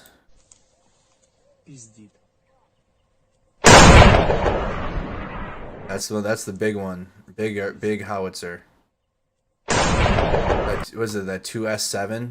Yeah, the 2S7 Pion's huge. Russian Su-25s in the Donbas. These are the fighter jets.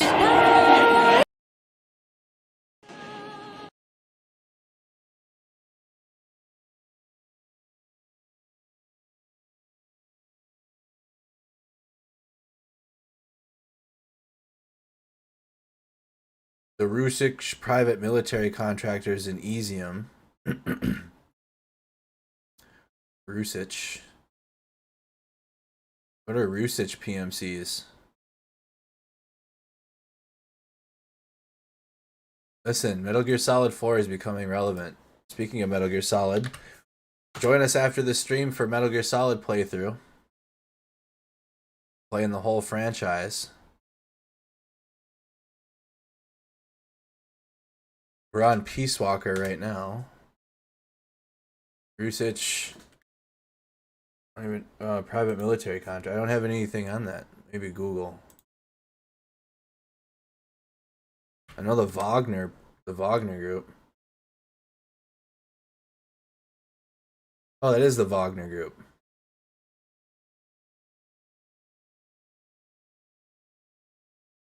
No, it's a okay. The Rusich is a contingent of the Wagner group.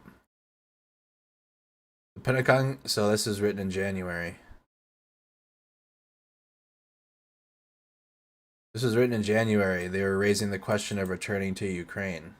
They did. The Rusich left Ukraine in the summer of 2015, a few months after the United Kingdom, Canada, and European Union sanctioned one of the group's commanders, Alexei Milikchov, after reports of his unit's involvement in alleged war crimes in Donbas. Sightings of Milikchov and Rusich's lead military trainer, Jan Petrovsky in Syria, have since cropped up in multiple reports about their exploits over the last 7 years, including the grisly torture and dismemberment of a Syrian prisoner. That's the Rusich Wagner group contingent. Great.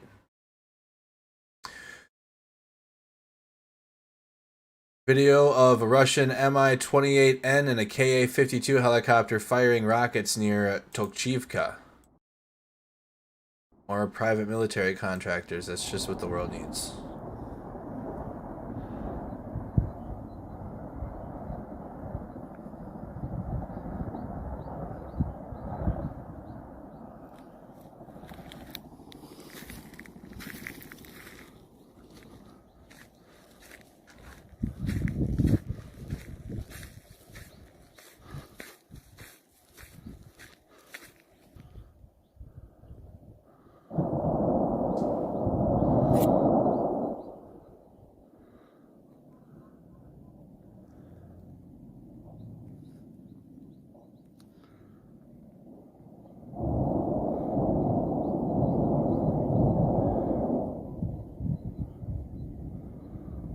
What a long day of news coverage today, and it's still ongoing.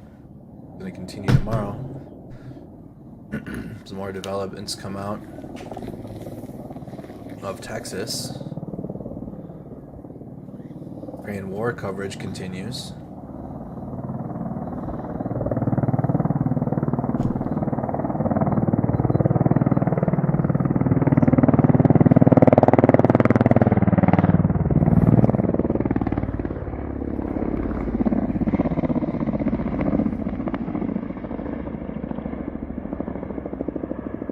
Again, that is a Mi-28N and a Ka-52 helicopter.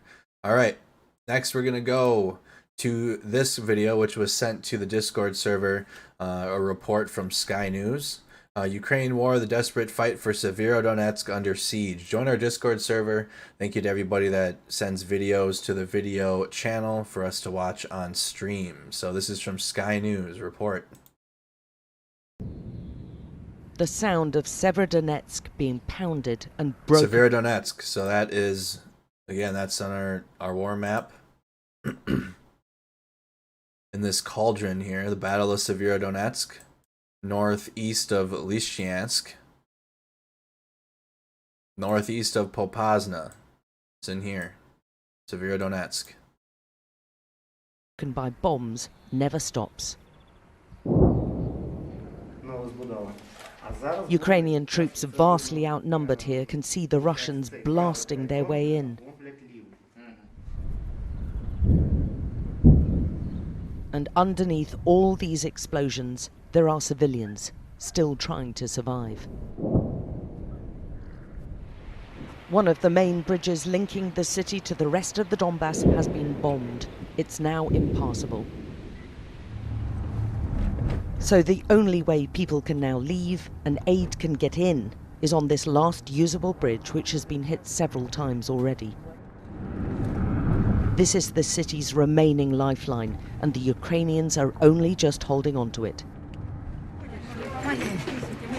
Inside, there is a humanitarian disaster rapidly unfolding, with thousands of people still here. This is a city which Russia would have banked on being pro-Kremlin, with strong links and often with relatives living there. Why would people be there after 3 months? We've watched so many videos of civilians, and like, that's their home. Where are they going to go? A lot of people just up and left, which people do, but a lot of people don't up and leave. They stay. They are very reluctant evacuees, but they are fleeing in the face of this terrible onslaught. It's hell. You know, it's hell, first, everyday shelling. Second, a lot of death. Third, humanitarian problems. The Sol working hospital is now surrounded by Russian troops, so the only chance for the injured is to be evacuated, and this is one of the very few evacuation trips. Now it seems like the front is all around the city. It's practically surrounded. There are tanks. There are we can see trucks from the army being deployed around the city. So it seems very clear that, to me, it's about to fall. Are you glad to be going? Yes and no. I don't know. Feeling sad about leaving as well? But time is running out if they're to leave. And these volunteers hope to be back later to help more flee. A handful are delivering water, strapping bottles on the back of their bikes to take to those trapped in their homes. Моя страна гибнет. Очень тяжело. Жалко. Плохо, тяжело. Переживаю. He was a musician once. Now his world is filled with the sounds of war. A small moment to collect himself. Ничего. But we will win, he tells us. Все будет хорошо. Everything will be okay. Сын, спасибо. Thank you, he says, and kisses my hand. There's work to do.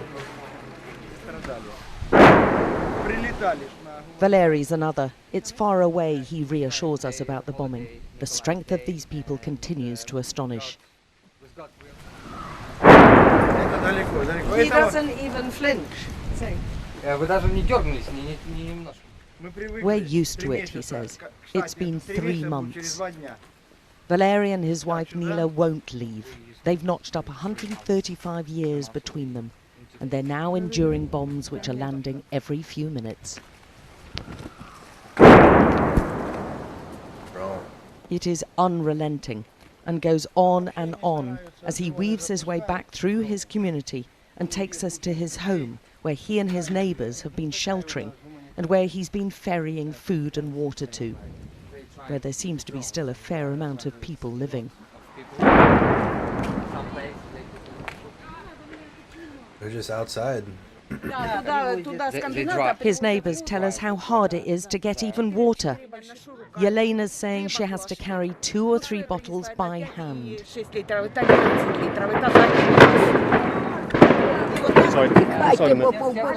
Everyone begins to panic at what sounds like cluster bombs landing far too close by. We head for the doorway to shelter. Open the basement, Valery shouts. Come, come, he says. I'm used to it. Everyone piles inside, waiting for yet more incoming bombs.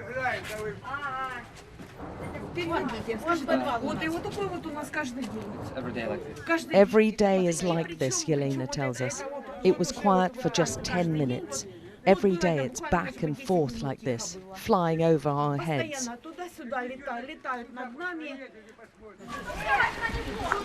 Seconds later, Valery is punched by a neighbour. He's angry at Valery for bringing foreign journalists here. Many blame us for prompting the bombings. Was he pushed? This war has set pensioner against pensioner and forced neighbours to turn on each other. Wow. Please tell the world what's happening in Donbas, she says. What's she saying? What's she saying? And show please how it is. Yeah, we will. I'm trying not to cry, she says. I'm trying to keep myself calm, but you need to tell them what the situation is. Well, this is going on all the time. Constant barrage. It's unbelievable that there are so many people who are still living and having to put up with this. They're right in the middle of it. At the aid hub, more injured have been brought in, and one woman has got a very nasty head wound. There's no gunshot wound, it's just shrapnel. The worst injuries to her head, but obviously she just needs to get evacuated for that. It turns out Sky News colleague Nick Davenport is the most qualified medic here, probably in the whole of the city. There's a police-trained first aider too, who asks not to be identified. There are 2 badly wounded here, but most certainly not the only ones in dire need of medical help in the city. Emma is back with her evac team, but her vehicle has broken down, so she's urgently trying to find replacements. We only have 2 passenger vehicles. So somehow the aid hub manager finds a way out for them. This is going to be a difficult and dangerous journey for them, but at least they have hope. There's very little of that going around this city right now as the Russian troops close in. Alex Crawford, Sky News, in Severodonetsk in eastern Ukraine. So that's in Severodonetsk. Again, the last stream we did was titled The Battle of Severodonetsk. It's very much ongoing. This is this little pocket cauldron here in the Donbas. Next video. Russia ready for prolonged conflict in Ukraine as attack entered most active phase. This is from BBC News. Thank you again to everybody sharing videos to our Discord server to share for the stream. The Ukrainian army could be fighting a losing battle in Luhansk. They're committing reserves to the front line. Russian firepower is destroying towns and killing Ukrainian soldiers. One unit went into the line with 240 men and came out with 100 of them killed, wounded and captured. Bakhmut is a town getting slowly eaten by the war. This week it's around 3 miles from the Russians, well within range. Next week it might be much closer. Civilians with somewhere to go have left. In the ruins in Donbas, the victory in Kiev in March, the euphoria, glory and sacrifice feel distant. Where's the ceasefire, says Mitri, even if it costs land? What could it change for me? The main thing is to stay alive. This is just the beginning. Everything is still to come. If we survive, we'll see how it goes. At a safe distance from the front line, civilians were brought to a railway platform for evacuation. Most were too weak and too old to leave before the war swallowed them, and now they're wounded. Lida was rescued from ruined Severodonetsk, almost surrounded by the Russians. Thousands of Ukrainian civilians are still there. The train's been transformed into an ambulance and intensive care unit by MSF, Doctors Without Borders. The intensity of the fighting means the train is running at close to full capacity. The medics work continuous back-to-back trips. Relative safety in Lviv is 20 hours down the track. It's an escape capsule from a war that's so hard to predict that the medical teams only know who's coming in the last hours before they leave. Sometimes they're wounded the same morning. Mikhailo from Bakhmut was on the train 6 hours after he was hurt in an airstrike. I saw our soldiers standing nearby and crawled towards them. Then I realized my strength was leaving me and I wouldn't be able to crawl. I got up and started screaming. Even when families survived with them, the lives they led are smashed. My husband and I have lived together for 51 years in peace and harmony, and now it ends so badly. I guess we're running out of time.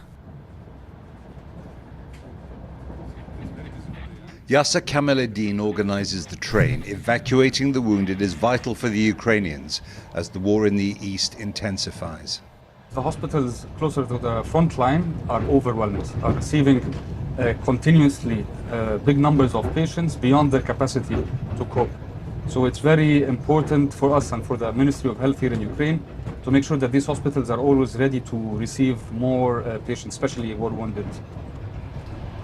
This war is much more organized now than it was back in February when it started. Not just medical evacuation, though what they're doing on this train is really remarkable, but also where the decisions are made.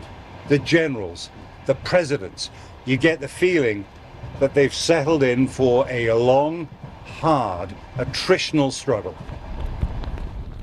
The Ukrainians don't talk much about their own casualties, but the graveyards in the east are filling up, and their president says up to 100 soldiers a day could be dying in Donbas. He says only diplomacy can end the war.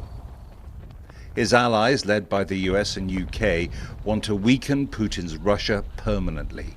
Their critics say they'll fight to the last Ukrainian. The currency of war is blood. New graves are ready.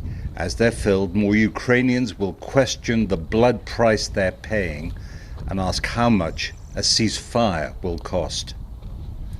Jeremy Bone, BBC News, in eastern Ukraine. What a shitty situation.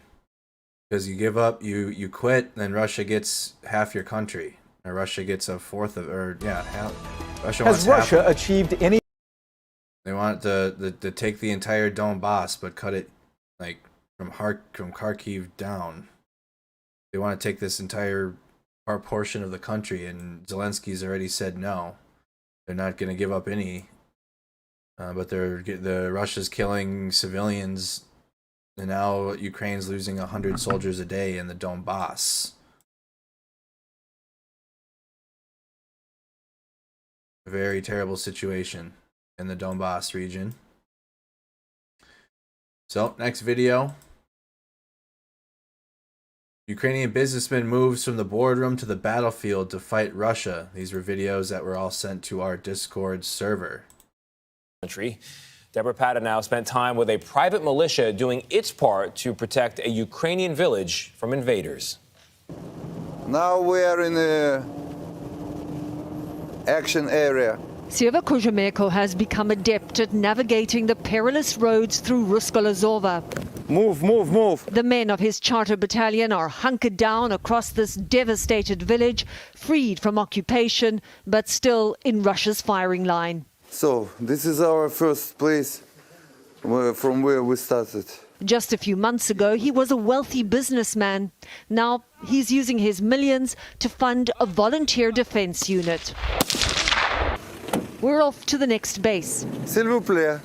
He's convinced Ukraine has a clear advantage in this war. Ukrainian people are different from Russians in one very important thing. Ukrainians love freedom. Our next stop is across an open road. It's more or less safe, but you better watch your step anyway. Two pairs by pairs. Let's go. It's cloudy. Yeah, it's cloudy and So windy. it obscures the view. It's a quick sprint to avoid being spotted by Russian drones. We all are worried. Do you think I'm not worried? I'm also worried. Everybody's worried here. Everybody's afraid.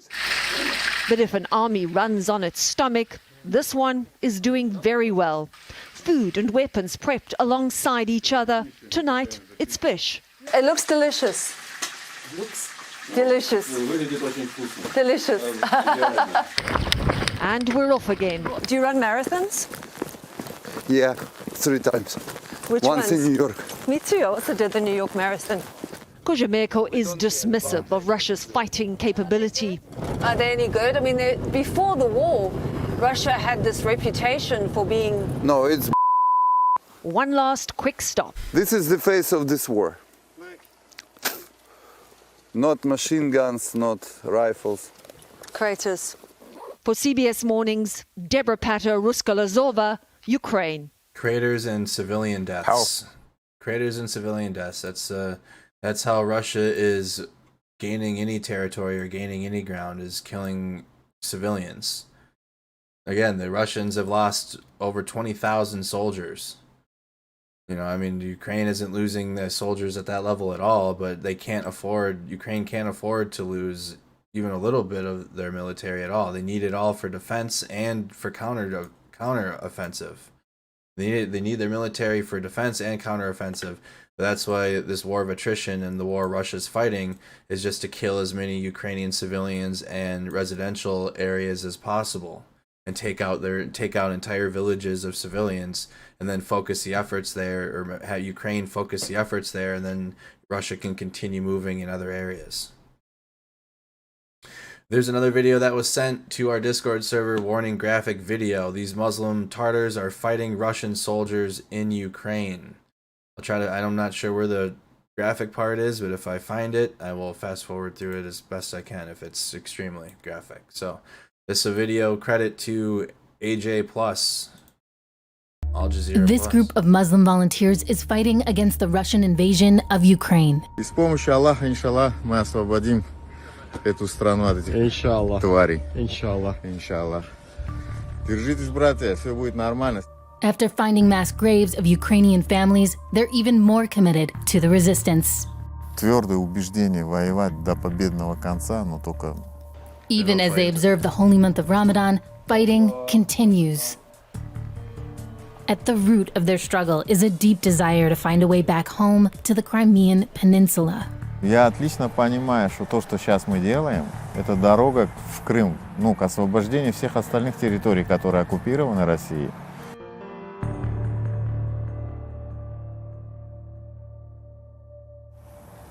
Исаакаев — это мое не настоящее имя. Но я думаю, этого достаточно. Меня как Исаакаева знают, поэтому я буду говорить, что я Исаакаев. Aisa is ethnically Tatar and used to live in Crimea, a peninsula in the south of Ukraine that was annexed by Russia in 2014. Был одним из создателей батальона Крым. The Crimea battalion is made up of primarily Muslim volunteers. Only a handful of them have previous military training. A couple of days after the war started, Aisa Kaiv released this video. Братья мои дорогие, любимые, и пытаются лишить нас чести. Поэтому мы должны сражаться с ними и убивать всеми дозволенными шариатом способами. It was an open call for Muslims to join him in the fight for Ukraine. In a few days, the group grew from 15 to roughly 100 members. Все эти дни, которые вот идет война, мы активно в этом участвуем. Часть людей занимается непосредственно ведением боевых действий, а часть людей вот здесь охраняет, ну, скажем, на блокпостах, чтобы был покой. The group has been fighting on the outskirts of Kyiv. Recently, they swept for mines and any remaining Russian fighters who might still be in the area. Ну, все эти дни мы участвовали во многих разных. Вот освобождением от Ижина входили мы там, зачистку делали. Одним из первых вошли туда. In that village, the battalion found civilian mass graves. They recorded these disturbing images. A survivor was able to identify some of the bodies. Там получается женщина, муж и ребенок. Такая вот нездоровая вещь. These mass graves are not isolated incidents. Ukraine has reported nearly 11,000 alleged crimes since the conflict began and is preparing to prosecute Russian soldiers in their custody for war crimes. Конечно, все равно, когда мирных жителей видишь, и когда женщин, обычных людей, просто представляешь, с каким ужасом они сталкиваются, конечно, это неприятно очень. Здесь мы нашли, получается, здесь 4, там 2, 6, там 7 человек. То есть здесь, возможно, еще где-то захоронение есть. Ну, просто жили там. Вот, чтобы далеко не ходить, прям рядом убивают, хоронят. Прямо под трупами? Ну, вот блиндаж, вот здесь вот люди похоронены. Some of the battalion's fiercest fighting happened in this zoo. Вот этот вот дом угловой, мы когда сюда первый раз приехали, он был в целости, сохранности. Там, если мы общались, там блокпост стоял. Когда мы через несколько дней подъехали, там прямо на этот блокпост выехал танк и прямой наводкой расстрелял блокпост, там человек 8 сразу погибло. Заехали, там несколько машин подавили просто танками, прям с людьми. Ну, такое вот происходило здесь вообще кошмар. Ну, в принципе, везде по Украине, где бы они ни были, они везде творили одно и то же, практически, ну, в той или иной степени. Сначала было такое чувство горечи, твердое убеждение воевать до победного конца, но только это наше обязательство перед всем остальным человечеством. Today, roughly 400,000 Muslims live in Ukraine. Most of them are Crimean Tatars. Потому что, когда я в 2014 году приехал в Киев, я так понял, что практически никто не знал, кто такие крымские татары. Tatars have faced a long history of persecution. After World War II, Stalin accused the Tatars of working with the Nazis and expelled roughly 220,000 of them from the peninsula. Родился в Средней Азии, куда депортировали в 1944 году моих родителей. Deported Tatars were only able to go back in the late 80s, just before the collapse of the Soviet Union. Потом в 1989 году вернулся в Крым. С тех пор жил в Крыму. But that all changed in 2014 when Russia annexed Crimea. It was a move supported by many in the region, but Aisa, who was against the Russian takeover, left the peninsula. Around the same time, pro-Russian protests expanded into a civil war in the Donbas region. Just like today, ordinary people took up arms to fight back against the Moscow-backed forces. Ну и потом уже, когда на Донбассе началось, я сразу в это дело включился. That is when he founded the Crimea Battalion.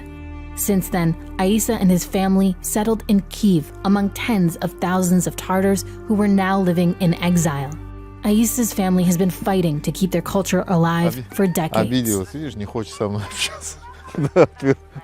Ну мы дома, мы в семье живем как крымские татары, вот и все. Говорим на родном языке, какие-то там, рассказываем друг другу истории, которые касаются нашей семьи, нашего народа.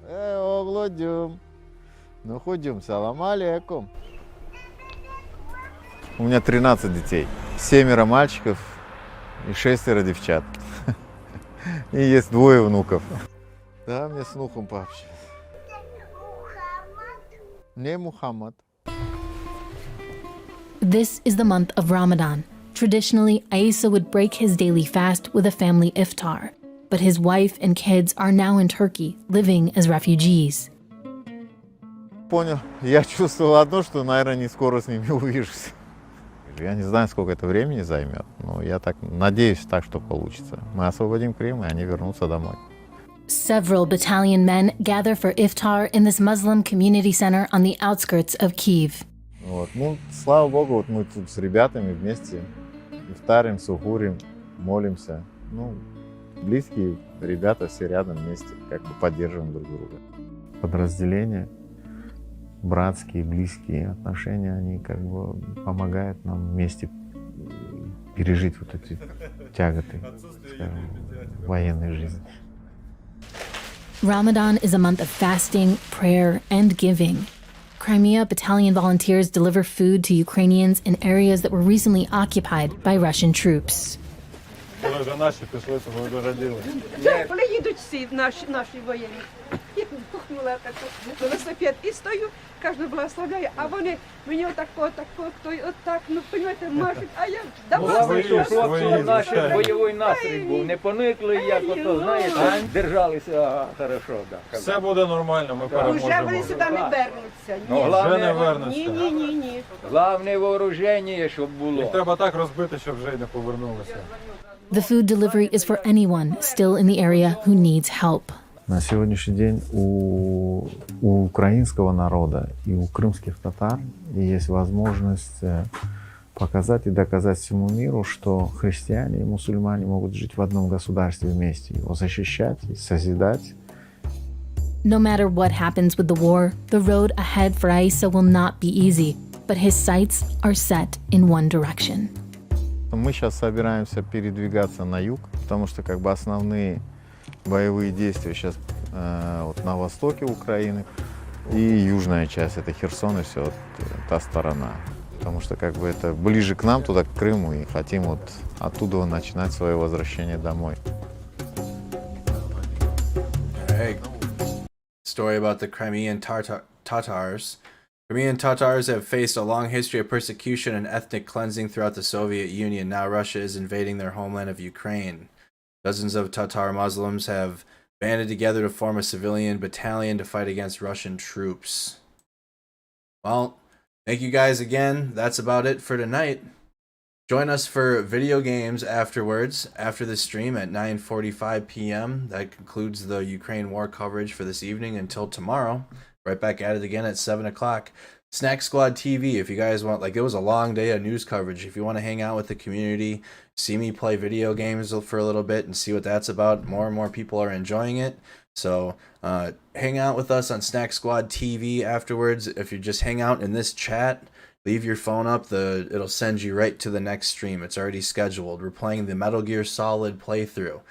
Metal Gear Solid Peace Walker right now we're on. We beat Metal Gear Solid 3, now we're on Peace Walker. And then after Peace Walker, it's Metal Gear Solid 5. Because we're playing it in timeline. If you know the game franchise and you're like, oh wow, I want to see that, come hang out on Snack Squad TV. I'll be live at 9:45 p.m. Central Time. Alright, live again tomorrow here on Mercado Media for everyone else at 8 a.m. Central Time. We got the trial. Got the trial going. Tomorrow we should have testimony from both Johnny Depp and his ex-girlfriend Kate Moss, and then I'll be looking for updates likely during the lunch break on the